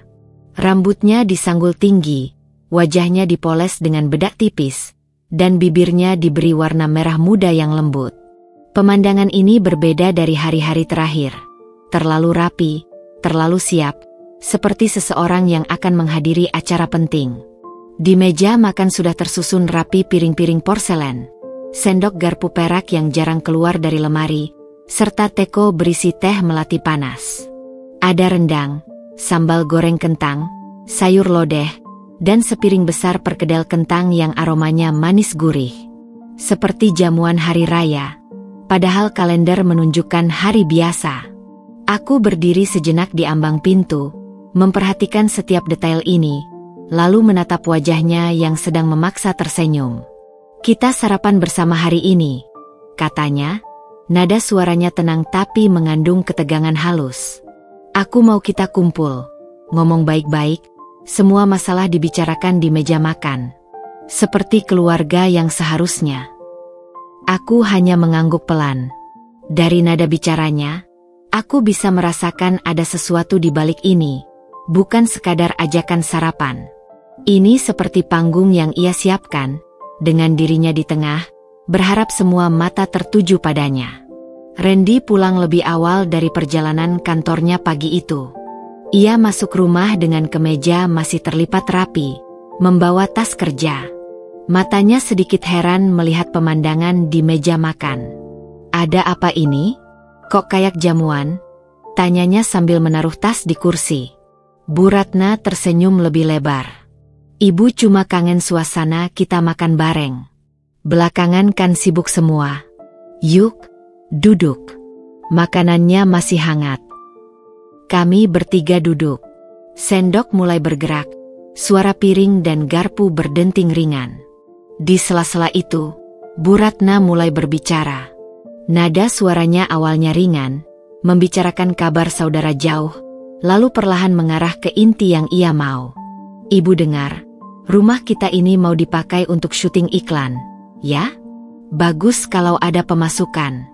Tapi ibu tetap pikir, menjual rumah ini ke orang yang tepat akan lebih menguntungkan. Apalagi harga tanah lagi tinggi. Aku melirik Randy sekilas. Ia mengunyah perlahan, lalu berkata singkat, "Kita sudah bahas, Bu. Sementara ini kita manfaatkan rumah, jangan buru-buru jual." Bu Ratna tidak langsung membantah. Ia menyendokkan sayur lodeh ke piring Randy, seperti mencoba menyelipkan perhatian di sela penolakannya. "Ibu cuma khawatir kalian kecapean mengurusnya. Lagi pula, kalau kita pindah ke tempat yang lebih kecil, uang sisanya bisa dipakai usaha. Randy bisa mulai bisnis sendiri."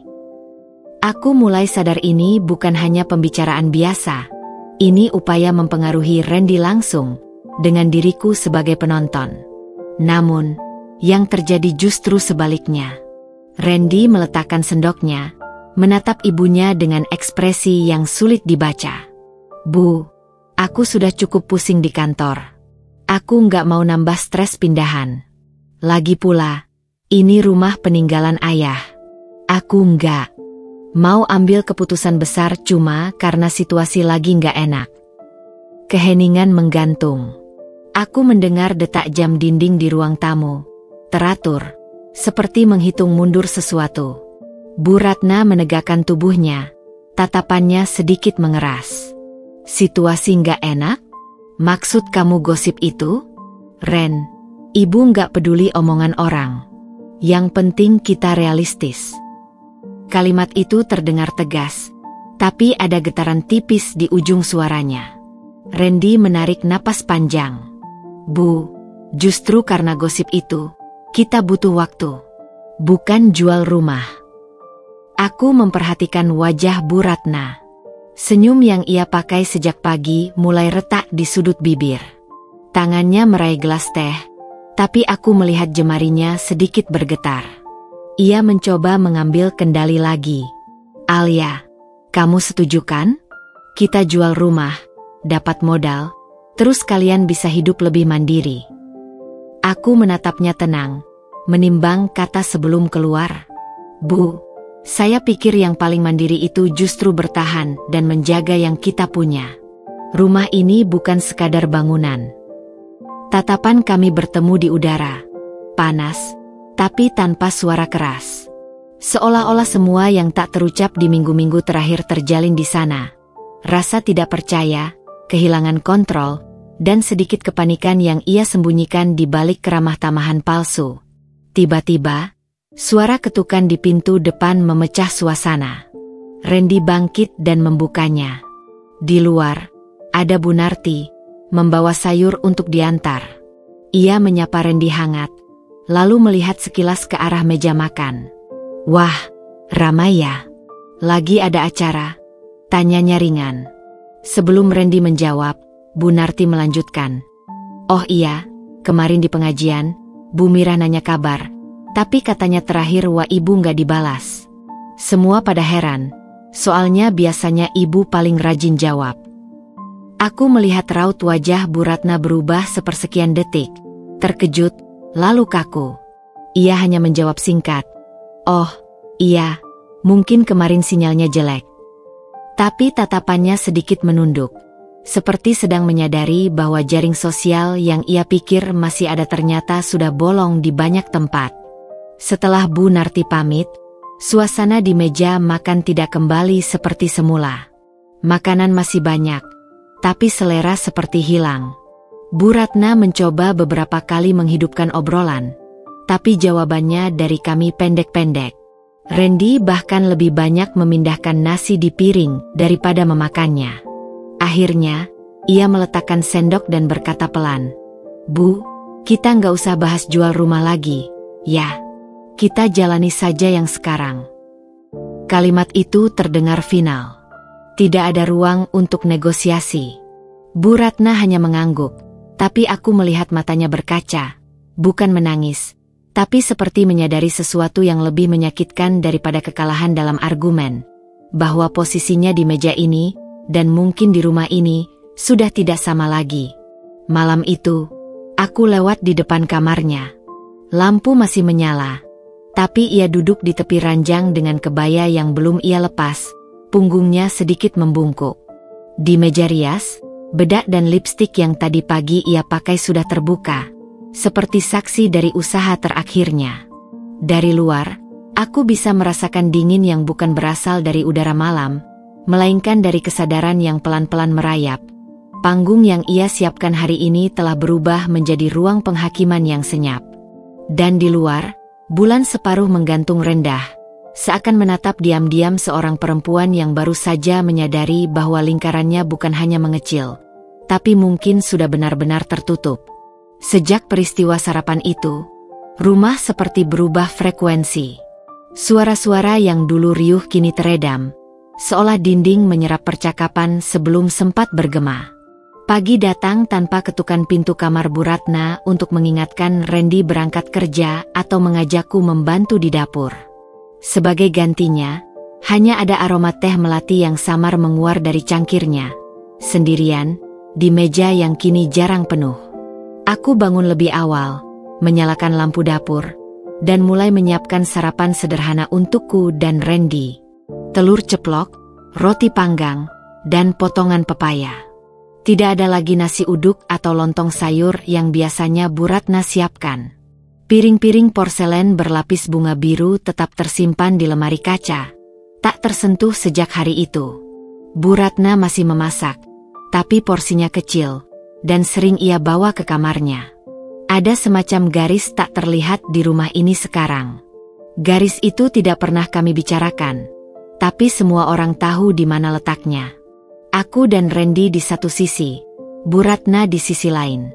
Kadang garis itu hanya setebal udara, mudah dilewati, tapi seringkali ia menjadi dinding tipis yang tak seorang pun mau sentuh. Siang itu, aku menemukan Bu Ratna duduk di teras belakang, memandangi pohon mangga yang baru mulai berbunga. Ia mengenakan daster hijau polos, rambutnya dikuncir seadanya. Di tangannya ada buku catatan kecil. Aku melihatnya menulis sesuatu, tapi ketika aku lewat, ia menutup buku itu pelan, tanpa suara. Matanya sekilas bertemu denganku, lalu kembali ke pohon. Bukan tatapan marah, bukan juga hangat, hanya datar, seperti seseorang yang sedang menyimpan percakapan untuk dirinya sendiri. Randy sekarang sering mengajakku keluar di akhir pekan. Kadang hanya ke kafe kecil di ujung kota, kadang ke rumah teman. Pulang-pulang, kami mendapati rumah dalam keadaan sepi. Lampu ruang tamu menyala, tapi televisi dimatikan. Bu Ratna biasanya di kamarnya, atau duduk membaca majalah lama. Ia jarang bertanya kami kemana, jarang memberi komentar. Dan itu, entah kenapa, terasa lebih dingin daripada amarahnya dulu. Di luar, gosip tentang keluarga kami mulai memudar, seperti debu yang akhirnya jatuh ke tanah. Orang-orang sudah menemukan topik lain. Tapi di dalam rumah, suasana tetap beku. Aku perhatikan, undangan dari kelompok senam atau arisan tidak lagi datang. Bu Ratna masih menerima telepon sesekali, tapi pembicaraannya singkat. Setelah itu, ia akan duduk lama di kursi, memainkan cincin di jarinya. Suatu sore, hujan turun deras. Aku sedang menjemur cucian di ruang dalam ketika listrik padam. Rumah langsung tenggelam dalam gelap dan suara hujan di atap. Aku berjalan ke arah dapur, mencari lilin. Saat itulah aku melihat Bu Ratna sudah menyalakan satu lilin kecil di meja makan. Cahayanya kuning redup, membentuk lingkaran sempit di sekitarnya. Ia duduk sendirian di sana, makan semangkuk bubur kacang hijau. Satu-satunya suara selain hujan adalah denting sendok menyentuh mangkuk. Aku berdiri sejenak di ambang pintu, memperhatikan siluetnya. Lilin itu membuat wajahnya tampak lebih tua dari biasanya. Bayangan di pipinya dalam, garis di keningnya lebih jelas. Aku ingin mengatakan sesuatu, tapi kata-kata terasa kaku di lidah. Akhirnya, aku hanya mengambil lilin lain dan berjalan kembali. Malam itu, ketika listrik kembali menyala, Aku sadar satu hal. Bu Ratna kini hidup di pinggir cerita rumah ini. Bukan di pusat, bukan di poros yang mengatur segalanya. Ia masih di sini, tapi seperti bayangan yang mengikuti dari jauh, terlihat, namun tak lagi memimpin arah. Dan entah kenapa, di tengah semua keheningan itu, aku merasa justru inilah awal dari bab yang benar-benar baru. Bukan lagi perang terbuka, bukan lagi perebutan suara, melainkan sebuah fase di mana kami belajar hidup dengan jarak yang tetap ada, meski tinggal di bawah atap yang sama. Pagi itu langit berwarna abu-abu pucat, seperti kain katun yang lama tak dicuci. Udara lembab mengendap di sela-sela daun, dan aroma tanah basah merayap masuk lewat jendela kamar. Dari balik tirai tipis, aku melihat daun-daun mangga bergoyang pelan, tersapu angin yang dinginnya lebih menusuk daripada biasanya. Ada yang berbeda sejak aku membuka mata pagi ini, dan bukan hanya karena cuaca. Ada keheningan yang terasa lebih padat, seperti ada sesuatu yang menunggu di ujung hari. Aku melangkah turun ke dapur. Lantai terasa dingin di telapak kaki. Meja makan kosong. Tidak ada teko teh melati yang biasanya mengepulkan uap hangat di sudut meja. Tidak ada piring kecil berisi kue buatan tangan. Tidak ada suara piring yang bersentuhan atau sendok yang beradu di cangkir. Hanya ada selembar kertas sobekan kalender di atas meja, tertahan oleh sebuah gelas kosong. Tulisan di kertas itu rapi namun sedikit miring. Pulpen biru yang tintanya agak memudar. Alia, Randy. Ibu keluar sebentar. Jangan tunggu makan siang. Tidak ada tanda tangan. Tidak ada kata, sayang, atau salam. Hanya baris-baris itu, berdiri sendiri di atas permukaan kertas yang tipis. Aku membaca sekali, lalu sekali lagi, mencoba mencari makna lain di balik kata-kata yang sederhana itu, tapi yang kutemukan hanyalah rasa dingin yang merambat dari ujung jari ke dada. Siang datang tanpa tanda-tanda kehadirannya kembali. Hujan turun sebentar, membasahi halaman, meninggalkan genangan kecil di antara batu-batu taman. Dari jendela ruang tamu, aku melihat air mengalir pelan di parit, membawa beberapa helai daun kering yang hanyut tanpa tujuan. Randy duduk di sofa, memainkan kunci mobil di tangannya. Klik-klik logamnya terdengar putus-putus, seakan ia sedang menghitung waktu. Kami tidak banyak bicara. Ada kegelisahan yang kami berdua tahu, tapi tak satu pun dari kami mau menyebutnya. Menjelang sore, langkah kaki terdengar di halaman. Aku mendekat ke jendela dan melihatnya. Bu Ratna berjalan perlahan dari arah gerbang, memeluk sebuah kotak kardus kecil di pelukannya. Wajahnya tenang, tapi matanya tidak memandang rumah.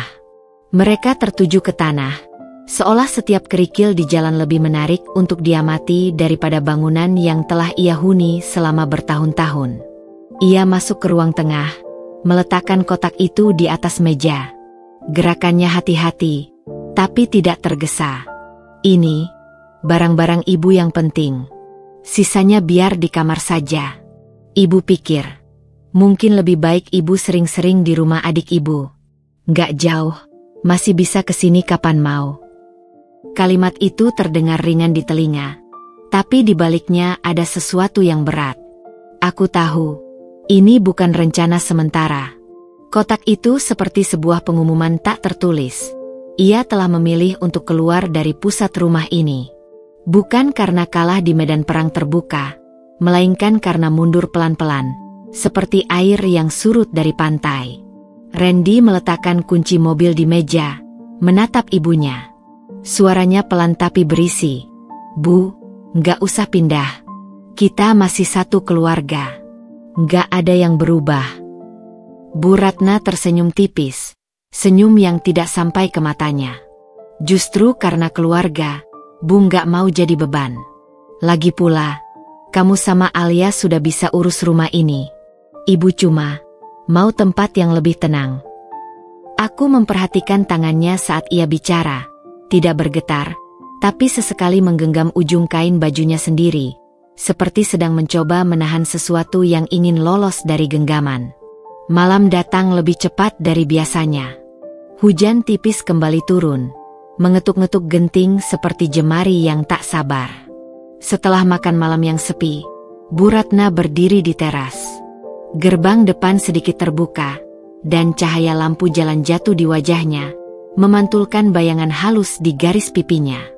Aku berdiri di ruang tamu, melihatnya dari balik jendela. Awalnya aku pikir ia hanya menghirup udara segar sebelum masuk lagi, tapi langkahnya justru mengarah keluar. Ia menutup gerbang itu dengan gerakan perlahan, seperti seseorang yang menutup buku yang sudah selesai dibacanya. Tidak ada suara besi yang berderit, hanya bunyi klik halus ketika gembok kecilnya mengunci. Aku tidak keluar untuk menahannya, tidak memanggilnya kembali. Ada sesuatu di dalam diriku yang tahu, ini adalah momen yang harus dibiarkan berjalan sebagaimana mestinya. Ketika aku mengunci pintu rumah malam itu, rasa yang mengalir di dada bukanlah kemenangan. Bukan juga lega. Lebih seperti kesadaran yang datang pelan-pelan, rumah ini kini sepenuhnya milikku. Bukan hanya secara fisik di sertifikat, tapi juga dalam ritme kehidupannya, dalam aroma dapur yang kini kutentukan, dalam langkah-langkah di lorong yang tak lagi diatur oleh suara lain. Di luar, langkah Bu Ratna terdengar makin jauh, melewati jalan yang basah, hingga akhirnya hilang di tikungan. Aku berdiri sejenak di ruang tamu, memandangi pintu gerbang yang tertutup rapat. Rumah ini terasa lebih lapang, tapi juga sedikit lebih berat. Dinding-dindingnya seakan menyimpan gema percakapan, pertengkaran, dan strategi yang pernah terjadi di dalamnya. Suara-suara yang kini tinggal sebagai lapisan tipis dalam udara, nyaris tak terdengar tapi masih bisa dirasakan. Aku berjalan ke dapur, menyalakan lampu. Cahayanya memantul di permukaan meja yang bersih, di cangkir-cangkir yang rapi di rak, di piring-piring yang kini tersusun tanpa ada yang mengacaknya. Untuk pertama kalinya dalam waktu lama, aku merasa rumah ini seperti menghela napas panjang. Sebuah tarikan udara yang dalam, diikuti hembusan lega. Tapi aku juga tahu, perubahan seperti ini bukan akhir yang sempurna. Tidak ada pesta perayaan, tidak ada sorak kemenangan. Hanya pintu yang tertutup dengan pelan, dan langkah kaki yang menjauh dalam hujan. Dan entah mengapa, justru disitulah aku merasa semua ini menemukan bentuk akhirnya. Bukan pada kata-kata yang diucapkan, melainkan pada yang tidak. Bukan pada siapa yang tinggal, tapi pada siapa yang memilih pergi. Aku mematikan lampu ruang tamu sebelum tidur, membiarkan hanya cahaya redup dari lampu luar yang menyinari teras. Dan di bawah cahaya itu, aku membisikkan sesuatu pada diriku sendiri. Janji bahwa rumah ini akan menjadi tempat yang berbeda dari sebelumnya. Tempat di mana suaraku tidak hanya terdengar, tapi juga diakui. Tempat di mana setiap pintu yang tertutup akan berarti ruang yang lebih aman di dalamnya. Di luar, malam menutup dirinya rapat-rapat, dan untuk pertama kalinya dalam waktu yang lama, aku merasa rumah ini benar-benar menjadi milikku.